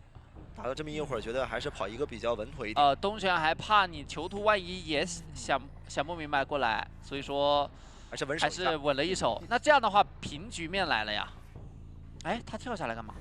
看星辰这边能不能藏住。你要星辰能藏住，能走旁边的地窖，因为他飞轮现在摇好了，还想过来救，还来救，拉球过来的，球现在用完了，救了下来，针对谁都行。先把前锋击倒，然后再去抓邮差，反正队友能跑。哦，能走吗？传开了，这里是把门传开了，但是被打回去了。还是没能机会就去试啊！囚徒现在只能在门里待着了，走一个就有精神了。是。那朱雀这边是需要保住精神嘛，所以他是想要去争一个4抓的。对。那随着前锋挂飞，也是。恭喜 GW 战胜强敌！是的，我的天 ，GW 只剩强队。GW 这边是恭喜吗？恭喜他们赢下了本场比赛的胜利。其实他们80%的胜率、啊，选10次，然后胜了80%，这是什么的概念？就选出来基本都是常胜将军。对啊，你选10局赢8局咯，对不对？对呀、这个数据很恐怖。对，那些博奖我们这个版本看下来，越到后期之后，它越容易平局。那其实真胜面没有那么大，它出在一个稳定。对。但如果说你能把一个保平，先是选择往最远的距离往前去驱赶你，我觉得这个选点是完全没问题的。没错。但这个问题就在于说，前期我可能莫武师的身位会控制的比较近。那如果说你在逼他变身的，好的，进入比赛画面，底牌挽留加闪现。那看到守坠这边，其实莫武师转点是非常快的啊。这里还是要往中场去驱赶一下。对，举龙的话压迫感还比较强，所以中场人也不是很敢破译啊。哎，这里还是要去找一下大副的一个机会，好，那这样可以去逼一下道具。但大副这里非常稳，那只能来到海边，再回到中场，想找大副，给到吗？贴身很近，所以这个表摇出来的话，其实意义不是很大了。白鹿这边一直在疯狂试探啊，就说你还在中场秀是不是？你还不走？哦，那这样子的话，第一刀拿下的情况下，把怀表一逼，那真空期的话，其实对于白鹿来说有个斩杀时间了。没错，而且你第二段表是没摇到的，现在再贴过去，想要凑过来，哎，好像是摇到了，对的。看一下第二道钻龙的话是有定位的。对。又钻了一波，看到位置。但同样，这个围龙消失的时候，怀表也结束了。是的。一刀再进行击倒，但看到密码机整体来说也就1排半。没错，而且是一个大副，等于是闷了一个化险为夷。这个人想要往大门这里直接挂，看一下通缉的位置是通缉到了木偶师。对的，但对于这一次来说的话，其实大副他是有一个2次牵制的节奏的。对。啊，毕竟还是留下了一块怀表。没错。但同样，我觉得对局来说，密码机的量是不太够的。这边再驱赶一下中场，压迫的同时再看往大船的位置。那姚昂这边感觉是已经被看到了。对，而且白鹿他的嗅觉其实是很敏锐的，不可能觉得说让你一个被通缉的人过来就这样压力太大了，肯定要再多调动人。接到一刀，这边的话还能再回去打毛毛一刀，感觉看一下。但愿力的话其实不太够哦。已经回来了。对，过来的话先逼一下，直接拆了，感觉得再拖一拖，直接平 A 了。接近身位，摇表。拼表。是的。其实他没有想交围龙，就是想骗这个。他就想骗道具，对。而且白鹿他其实得多攒一点围龙才好去打这一波2节奏。等到怀表结束了之后再去进行追击。这边的话也在卡这个最后的怀表时间，卡完再过来追，手上有闪现。怎么说这一波？先不着急，先攒下愿力值。但其实这一波时间倒是拖了蛮长了的，想看抬手堵到了。没错，但是还是要倒地。没错。加上冒险家的树叶的话，其实加起来这个进度还是不太够，而且现在状态是比较残的。这个人其实有点不太好救的。主要是这一次首乙他拿了2格状态，这个就很伤。对。现在再挂回这台遗产的话，猫猫也是被迫要往外去转。其实这里白鹿它是可以压出去打的。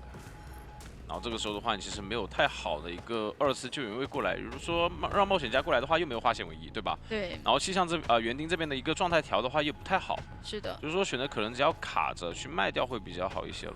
但同样，如果少了一个化险为夷的时间的话，对于对局来说的话，密码机的量可能就会导致不够。没错，而且密码机还破译的是比较散的，你要去补充还要花比较多时间。现在冒险家是贴了过来，应该是不打算救了的，只是换人过来卡一下。直接底牌传送过去，想要找新的节奏。看一下围龙直接罩住。那等盾的同时也是被击倒，那这样子2节奏又续上。这个面板数据的数据怎么来的？就这么来的？就是传送过来就倒了。这里选择往海边去挂来打一个比较好的开阔视野的防守。然后这边刚好也是一台遗产嘛。对，冒险家选择把输液交完。对的，我们马吉的一个其实剩的量没有那么多了，就是你跑起来感觉也得有1台机的量。但问题就在于说你要救援，对吧？你救援的话，为什么他这局白鹿是搬了一个守墓人的？对吧？就是打蓝级上面是有说法的，现在已经蓝到了，但同样这边能排到神坠的一个位置吗？感觉好像看到了这个位置，给一刀，直接把飞轮交出来，但是无济于事。对，另外一边要救人，但愿力值其实是够回去的，看一下。没错，他这里就只是为了出来摊1格伤害，能摊到就摊，不行的话再赶回去一波2个月龙，回到脸上能掏。但如果说一结束的话，直接就一个恐惧症射线。因为你结束变身，你必须得在这个变身时间内救。是，其实他过来，我觉得他要么就干脆硬掏算了。对，他只有这个选择。你等的话，白鹿是可以看的。是的，是的，是的。所以说，恐震慑的话，看一下另外一边再排一下神驹的位置了。那这里就要启动那个打法了。你要排冒险家的点还是比较难排的。对。但是。 应该是能等出耳鸣吧，因为这个位置。但他船上是有一台机子可以消一下乌鸦。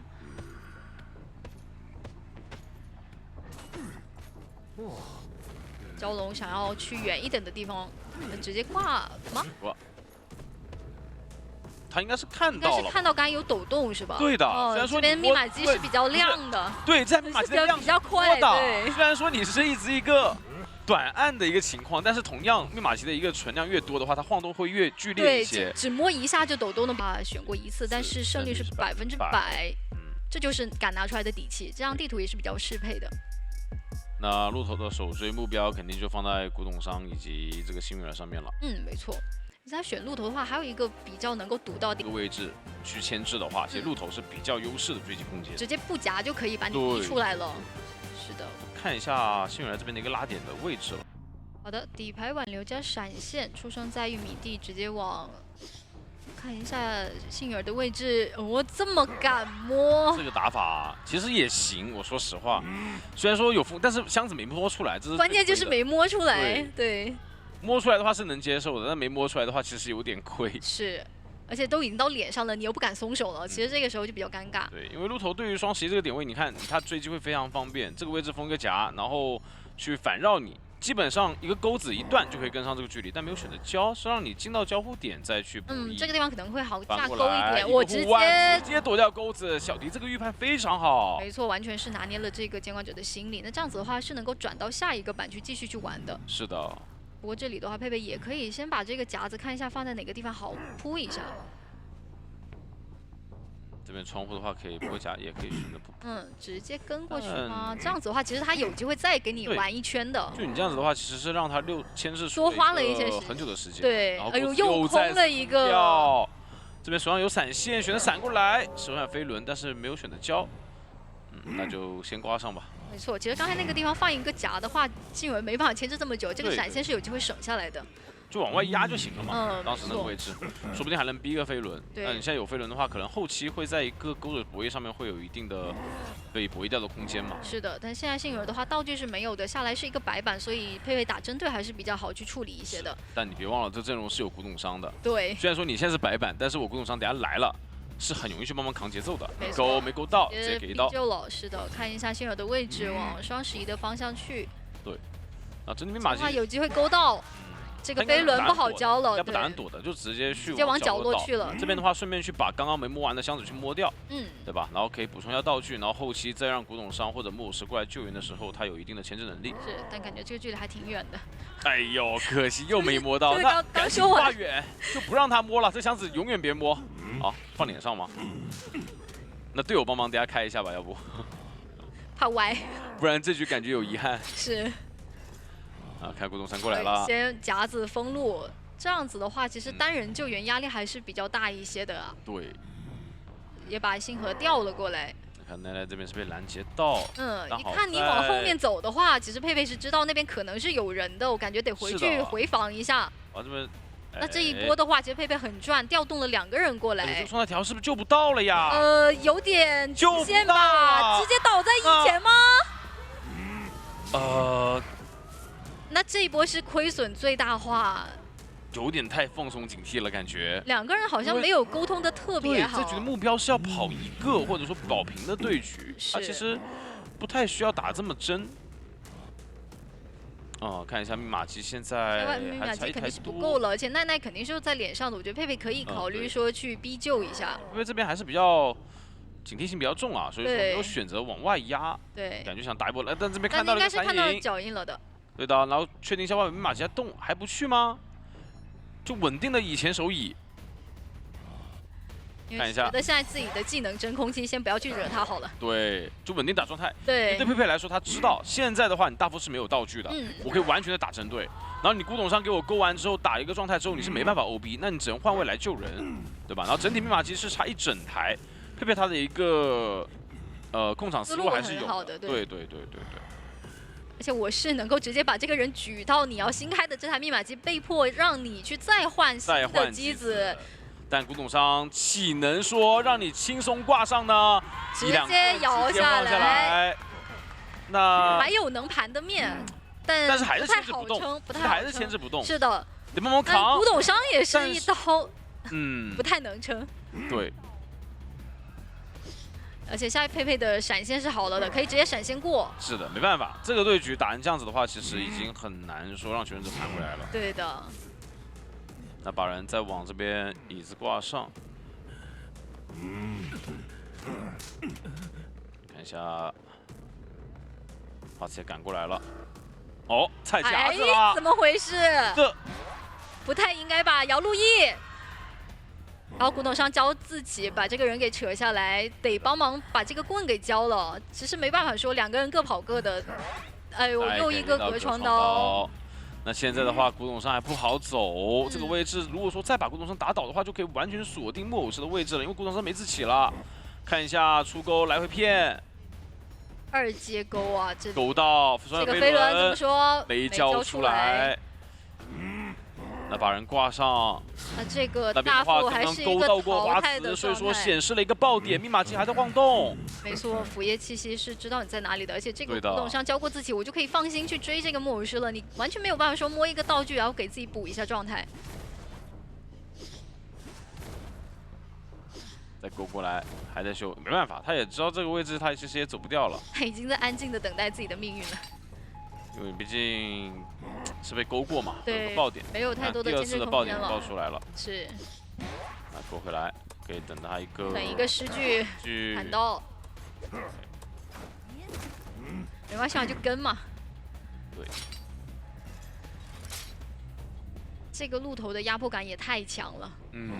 主要还是在那波2人救援没救到，哪怕说没救到不倒地的话也行。其实救下来都好说，对，换挂也可以接受，但是不能够接受倒了人没救下来，对，然后古董商自己他也不知道该怎么盘了，那个时候真的是比较难搞。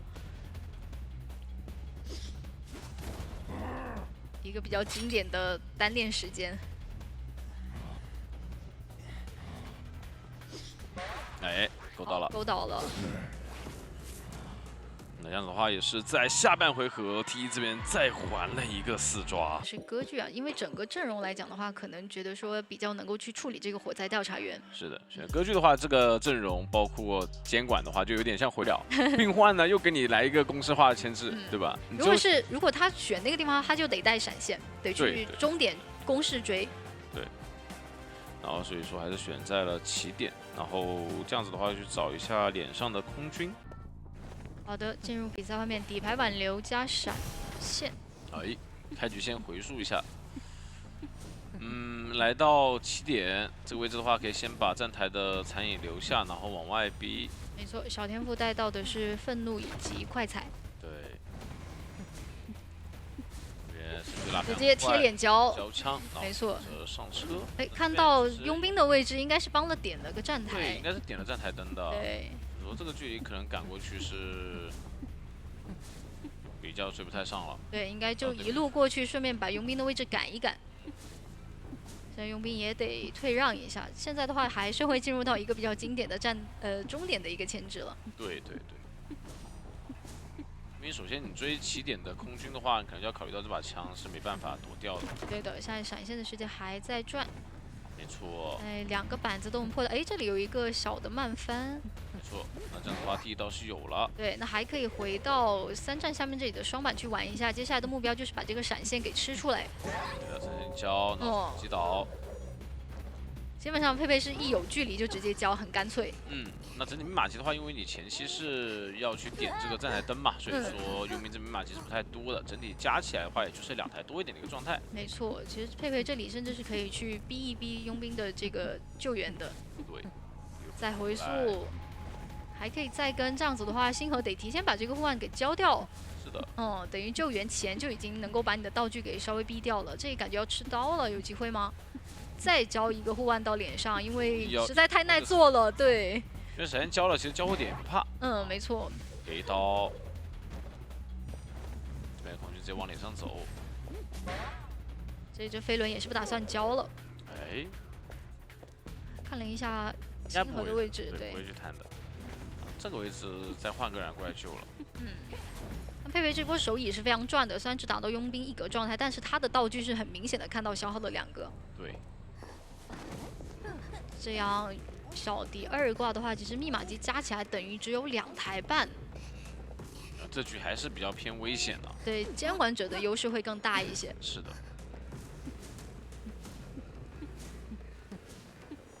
把佣兵的状态给补了起来，那应该还是让佣兵过来卡一下，找个机会再把他救下来。选择让病患过来吗？看一下，到脸上了，到附近了。哎，选择回去了，应该是卖掉了，应该不救。应该好像还是要来再救一下这个。这边救的话，其实要交护腕吧？好像有点极限哦。应该来得及。比较耐做，但是有机会搏震慑的。哇，好极限！玩的就是心跳。我想说，如果说交互腕的话，其实后期没道具了更加难受。对。好，这边再博弈一下，手上有飞轮，板线的一个博弈，看一下。对不对？还想要再跟他搏一下。对，但这边飞轮是前面下一交了。倒地之后再挂上密码机是3台半。是的。然后手上的传送也是好的，这个时候密码机哪台敢晃就追哪台，而且这边摸了一个香水啊，香水，但是并没有发现那个摸道具的声音嘛，所以说这里选择是往桥上去排。对，脚一是看到了，不能躲了。这个位置的话，其实花瓷的道具就没办法说我可以公式化的一些转大点嘛。对，这里得提前捏钩去秒点才比较好。就一些短板的博弈，是的，很流畅。拉近距离，前面的话还有个单板。对，这个地图改版过后，求者会比较好博弈一些。海星也是拖够了足够的时间，然后把自己的身位往这边起点带，影响这个遗产密码机。对他们这把的打法就是说，我担心佩佩一定是要以中场这台密码机为原点去打的，所以呢，让星河在外面开了台新的机子。哎呦，哇！腋下躲刀这么流畅吗？这个也还没拿到，差一点要让他再把这个钩子好像交了，是交了，但被打断了。对，把人挂上密码机的话。就是控一下终点站以及桥上密码机的一个位置了。对，挂的非常远，举了比较远的位置。因为知道你佣兵这边是修不开的，而且只要你中场的这台密码机不开，我就知道你外面肯定是在破译新的，而且你佣兵破译的很慢，我是可以直接杀出来看一下这台密码机进步。包括你是一个半状态，没错，可以去选择，可以去找一下，对的。对，然后这边外面密码机也修完了。卡了一下位置，得看一下这个香水怎么去交。哎，回头断影月非常细节。那等这个香水结束了再去打隔窗刀，给一刀。隔窗刀。对。那回去捡一下自己的护腕吧。落地下来，佣兵的一个自起会比较慢，然后选择这边是压满救的。同样我也能知道你当时亮密码机在另外半场，所以说对佩佩来说是有一个完全拦截的机会的。火灾调查员的话就看他的气囊怎么去放啊，断到影月了吗？没断到。但是好在能够稍微贴近一下身位，不过淘汰进度是比较极限了的。对，而且你没有道具，你下野之后你是必须要让队友帮忙扛的。这边也注意到你捏的气囊，然后不选择走里面。没错。现在密码机的话其实不多了，花瓷得多撑一下。现在佩佩的话想的是不让你们来补这些遗产，就谁修就打谁吧。对，因为现在的话其实都没道具，我觉得他是能。而且佣兵又是一个挂机的状态，这里的话再交出一个气囊，来不及弹了。那这样子的话，把人挂上气囊一解决，真的是很难打。因为现在什么，我可以不往其实可以往另外半场挂，就再打一个救援拦截。对，但是这边往回挂也行，还是主打控场嘛，就谁修我打谁。哎，破密码机了，直接过去。很细节，因为这样子的话会让你还要消耗一个治愈的时间。没错，这样子的话，星河破译的很慢，现在花瓷要撑的时间太久了。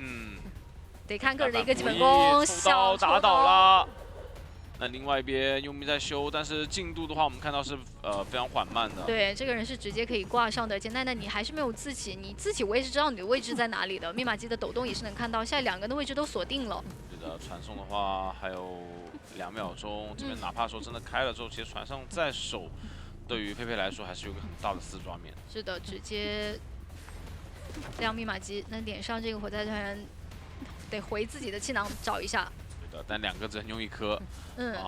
然后这边单板的话都下过，就一个板子，哇，一个非常惊险的抽刀没有打到。是的。再回再回来去想去气囊，但是已经来不及了。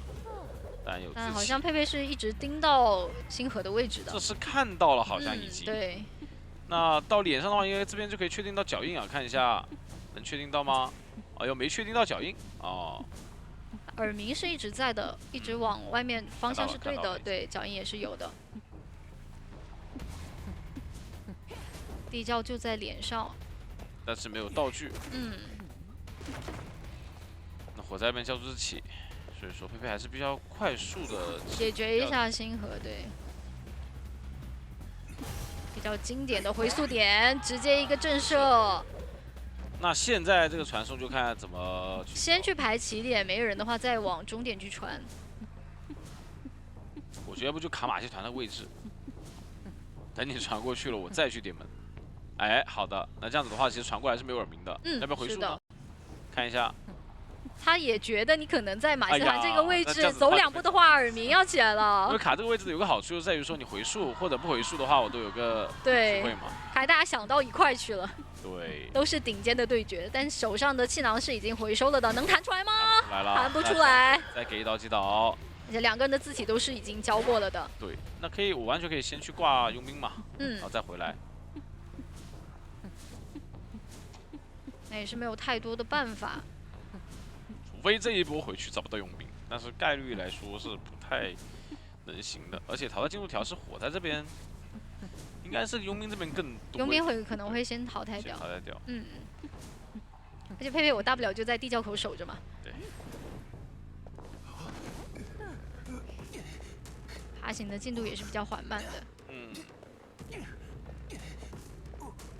找个地方一挂。再回去找火灾调查员。左下角也可以看到火灾调查还在不屈不挠。电影精神。是。我们得争，哪怕有一丝机会，看一下这边的牌。优先从马戏团的角落开始往外排。就你别说，真有机会排不到的，因为倒地状态下你是不会还有你投降了。那这样的话也是在第2回度特别高嘛。没错。你看他选取胜率78%的胜率。9次让2个人是都很能牵制啊，感觉这把得去终点找这个变换单挑一下了。对的。那这把他选这个点的话，大概率也是要带闪现了。好的，进入比赛外面，火木马出生直接往站台来发起单挑。病患已经直接先下一个板，把这个弹射先用出来。那这里的话，直接先破吧，不着急跟。一般常规的一个追点思路嘛。没错。小天赋的话是带到了快踩，那压迫感是比较强的。你如果要跟他搏板的话，其实不太能拖比较多的时间。其实我觉得终点站这个追击来说的话，我觉得选手都打成肌肉记忆了。是。但是有点绕到脸啊，这刀有了。那这完全不同了呀。这刀非常快啊！闪现时间可是还有20多秒啊！这里的话得提前把这个钩举好。哇，好极限！回溯到脸上又倒了，没勾出来，我天！其实他是卡脚了，所以要回溯，然后回溯这边回到脸上之后，刚好这个位置是有影子的。那这样情况可就大不同了，闪现是还没有交的，是有机会去追一个双倒的。等一下这波救援。我的天哪，这个倒地时间是不太能接受的呀。但我好了想，他们这把化险为夷是带的比较足的。对，还有一个直接断了。燃烧球是断了一下技能，板回忆一下。那对白鹿来说是尽可能逼救会更好一些。没错。下移的话又烤了一下脚。这就不牵制了。基本上应该是就拖着化险为夷时间了。没错，往角落去吧。然后第2阶开启，那白鹿他这里踩一个板再跟过去。把你这些牵制资源尽可能的先消耗掉。对，主要你往这边带也是要把这个红木马的密码机给放出来嘛，对的不然的话这边可能会有半场的一个3连了，没错。还要再需要救一次，野人也是上猪提前过来上赶猪，了，对。也是避免你说去干扰一下猫猫那边的一个破译，先骑猪过来了，你是没有办法说现在接受一个无伤救的。是的。从一个选手的歌剧熟练度，就能从他的这个隐约的声音听得出来，对，很丝滑，很就那边一直在有声音。来看一下这边再去打斗争队啊，也不牵制了，就是公式化，就是基本上我现在就跟你画显为一套时间，没错，没办法，因为开局牵制的这个时间确实不太够。嗯。但对于这一局来说，你首先要补这2个状态，然后再防一下这种传送。对。只要手上是有传送的，是然后这里倒到角落的话，其实挂过去，野人那台机子是能开的。你这2台机子都应该能开，看猫猫那台能不能开了。比较极限，应该是没问题吧？99直接强亮吗？没有。他想的是你底牌也切了，所以等一下再过来再摸一下也可以。对对对，不着急现在，但隐约断雷手回溯过来一个跳球跳开，但前面的板子是用过了的。对的，好在是有这个板弹嘛，对，可以拉开距离。前面的话还有个单板能极限进板，想博弈吗？盖板，哇，想抽到算没抽到。是扛住了压力，手上的话还有球，这边回溯交过不担心。对，往外点去拉一下，这里是一波跳球，但其实终点的这里牵制资源不是很多了。是的，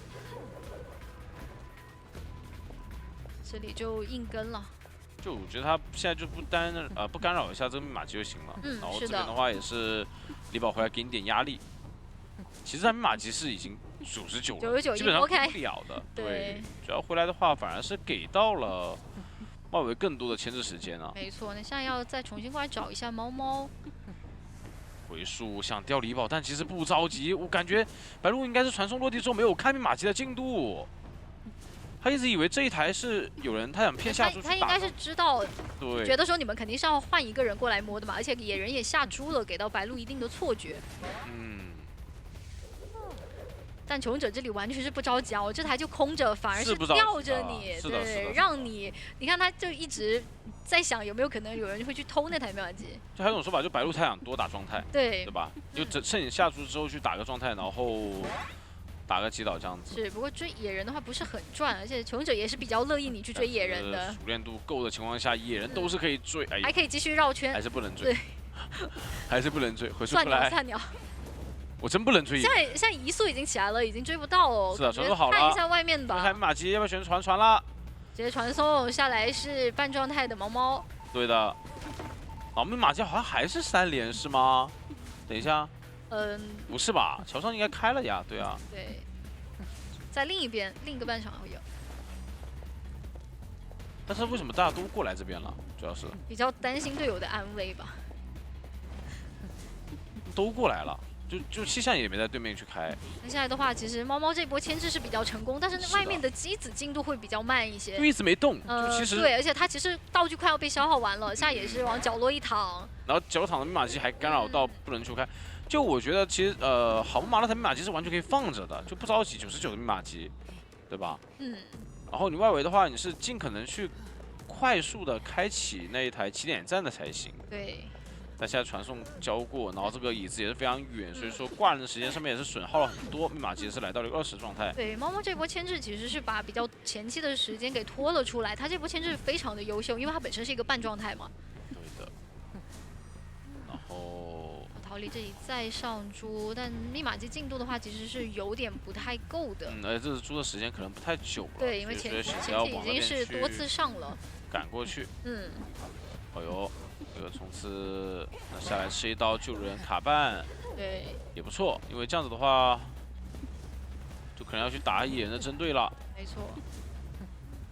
主要是知道你这个杂技演员可能是没有带还原反照的，我打野人的话你就不能救人了，就没法救，你可能要被迫换位。但现在的话，野人好像还是能撑，那他们是有机会来一波换位的。90的密码机了，还能再牵制吗？倒，不过倒过去的话还得再拖你一个踩板的机会。来了，要直接亮了。但是没有上猪的时间，没有给他一个喘息的机会，还是要倒地。对，然后传送 CD 是好的，那我觉得要不就选择直接卖一个人在脸上，我直接卖妲己在脸上。他们签证习惯特别好，我就知道我要倒了以后，我对一定要翻过去，逼你一个翻窗或者是踩板的时间。这边陈帅点门，嗯，其实我觉得不用防，直接点会更好。然后这边就卖一个队友在脸上就行了，对我这个人可以送啊，我可以送给你啊。是吧？我就只需要跑一个。对，而且脸上还有地窖呢，白鹿不能不管他的。你看，这局猫猫真的是牵制太好了，一直在抗压。是的。那这边给到一刀，另外一边的话门也是开了，那也是成功跑出一个。那在第二回合的话也是。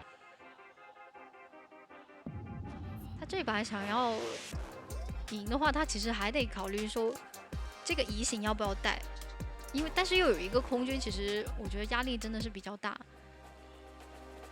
哎呀，我先下个娃，再跑到外面去。起追2个目标都不是自己的，首追想要的。一个耐打，一个耐做。其实我觉得要不就试着去找空军。其实找空军的话，你真实面会更大，你反而找心理。好，看一下。 比排完流兴奋，先放一个侧猫赶路。肯定要找空军。是。因为这个阵容，你想赢就只能找空军这个位置。对，使徒带的小天赋带到了是狂暴以及快踩。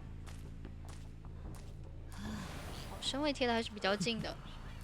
是的，这也有个可以来个炸猫跳的说法。但也没选择。跳过来，哎，没选择跳。是没跳出来啊，应该。因为这边跳的话，应该是有一刀了。对。不过现在这杆枪也交不出来，卡住。但其实这一波身位反正就安全了，我可以现在交枪，对的。但兴奋是好了的，这个规避我不亏，其实就是你一只猫一个兴奋交一刀，我是不亏的。这里还可以往外去转，选择再留沙包这里来玩一下，那就是不想要干扰外面的一个破译了。没错。但接下来靠自己本体的话，其实不是很能够去扭掉这个猫。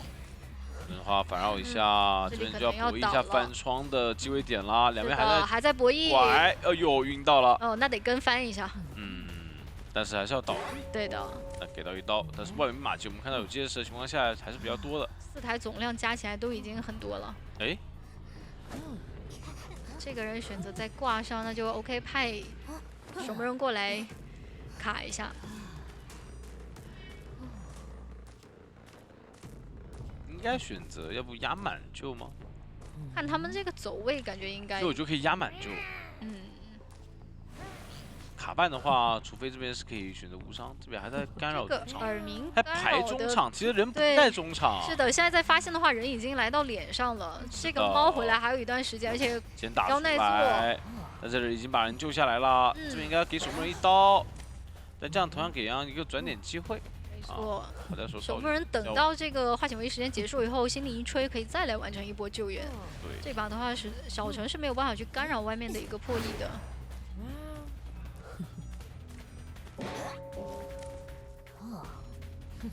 细节卡了一下位置，没有第一时间 A。对，然后挂回去，不让你守门人去破译那台马机。嗯，是的。不过也没有选择第一时间去移情啊。应该是让仙女小怪想要再掏一个化险为夷。对的，这样我就可以把密码机拖够嘛，因为他们的目标很明确，就保平。保平，对。现在就拖密码机的一个进度。是的。想说让空军再进行一波有效的牵制，其实比较难了。其实主要还是为了让他把这个圈给套出来，但一走的话就知道那边肯定要掏人了。现在再回来的话，被无伤了比较吃亏啊。对。 现在杨洋尽可能的往外去转，没错。不过下面密码机加起来的话，其实还差最后的1台。整台。这边再驱赶一下守门人的位置。但其实机械师的玩偶剩的余量还是比较多的，是有机会多开半台密码机的。对的。 再往上外面去排。现在来到了2节奏，其实这个2节奏续起来的话会比较困难一些，但是好像透到了李宝的位置，结实的点位。哎，还在找。对。这里是有机会进到小木的这个板子的。弹弹射交出来，可以再绕一圈。弹射落地，嗯，找一下大房这边的守墓人。是的，但铲子还是比较多啊。对。而且这样子，你一交这个传送的话，给到外面的信号就是外面密码机是能够得到释放的。但好像这里是有一个3连的说法在的。大猫晕住，给一刀，然后让娃儿们过来破译。还是不想送这个娃。这个是一个小3连，但是其实不会影响太多吧？对，因为沙包里面那台的话，其实小陈是比较难进去管的。但是密码机进度，我觉得其实 T1这2局的密码机进度是比较慢的，就是在最后一台的这个密码机分布的情况下，会打的。他们没有第一时间说安排好这些人，接下来谁管哪一台，谁管哪一台，对，谁在哪里扛压。你会发现小陈打其实压迫感不是很大。对。从他的密码机进度来看，就是压迫感不大。现在他一直有充足的时间去控状态、控道具。其实这局给小陈的机会还挺多的。没错。但脸上那一台。因为进度比较多，其实他还是有点放心不下。是，在怕过来偷。不过要想到赶回来的一定是一个满状态。那到脸上，另外一边的话也是30多的一个状态。不过神坠他这一把的话，带的是化险为夷和弹射，其实他是比较不太能倒的。那如果倒的话，小陈下面的一个传送又要好了。力宝补充到了一个护岸。我觉得这一局小陈神波跳使用率会比较低一些。是的。再看一下一个密码机的抖动。落地下来，守墓人半状态，没有道具。感觉是要倒在这里的。不过外面那台密码机是解放出来了，只是心理学家位置可能会被逼得比较远，还没有赶到。而且也找到逃离的点位了呀。这里我不挂人，我打你个半状态的话，等一下就不好救了。是。那手上密码机是60多。对，手上这个位移道具还是比较有用的。一个护岸看够不够了。一个双弹得先交。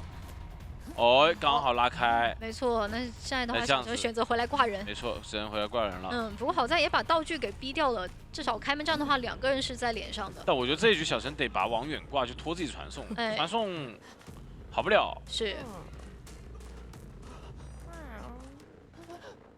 那这个时间点的话，求生者是可以直接贴过来救的。没错。密码机已经是压好了。一刀。脸上2个人都是有回光返照的。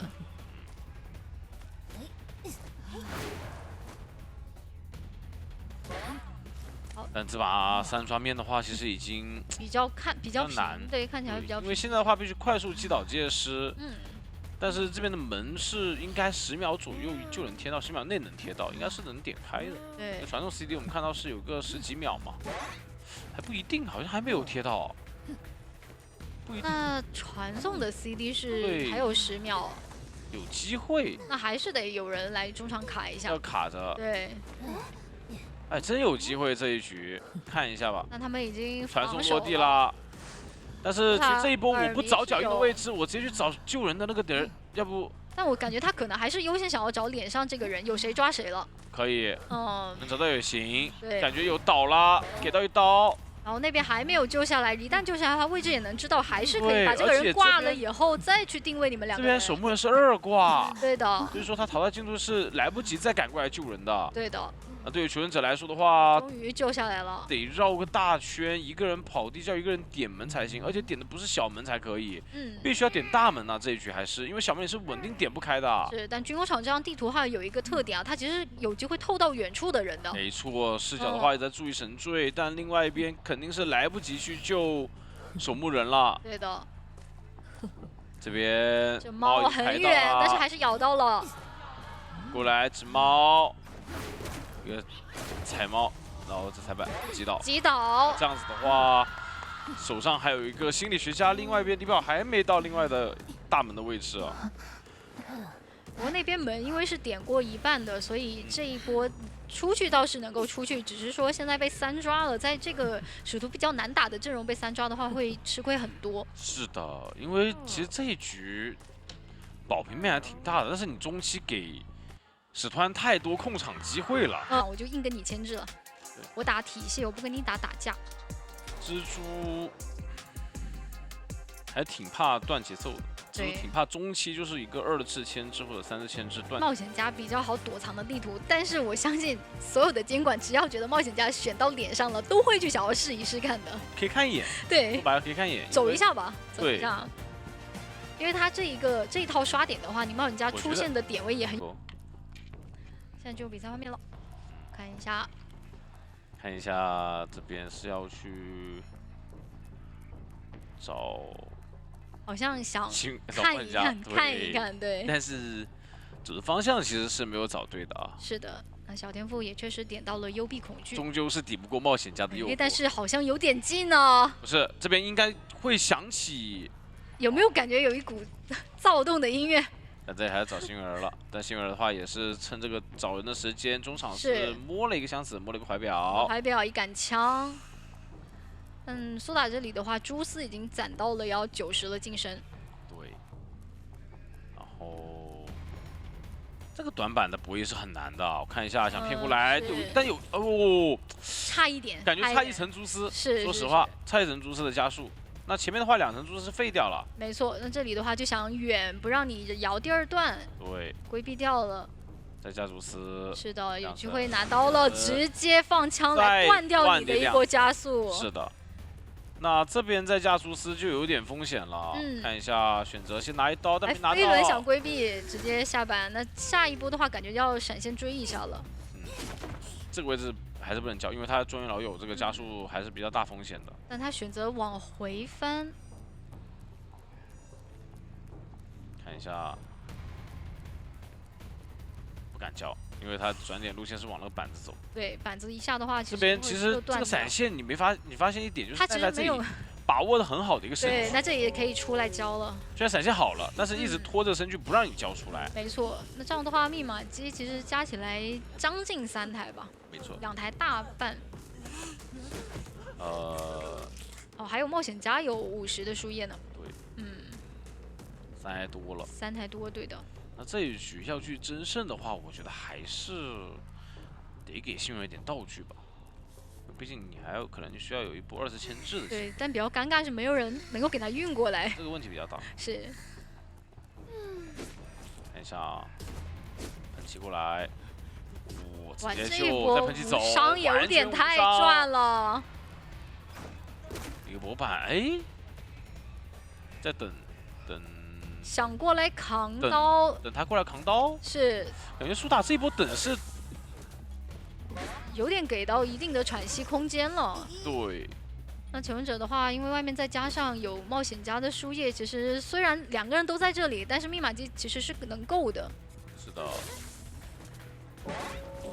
再扛一刀，其实这样子反而就把这个密码机拖出来了。对，冒险家这边的话有输液直接修理脸上。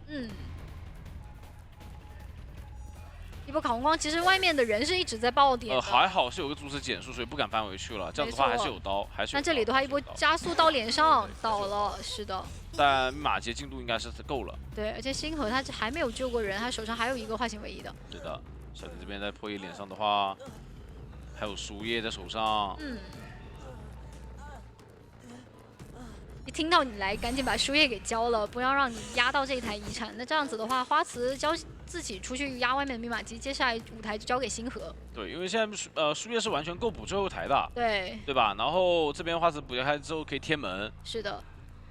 现在就看说你没有道具的幸运儿能不能撑到这个开门战时间，因为我们就说过嘛，就可以攒蛛丝。我现在不交蛛丝了，这样攒蛛丝。然后你哪怕说救下来之后，我也不着急去叫蛛丝打。对。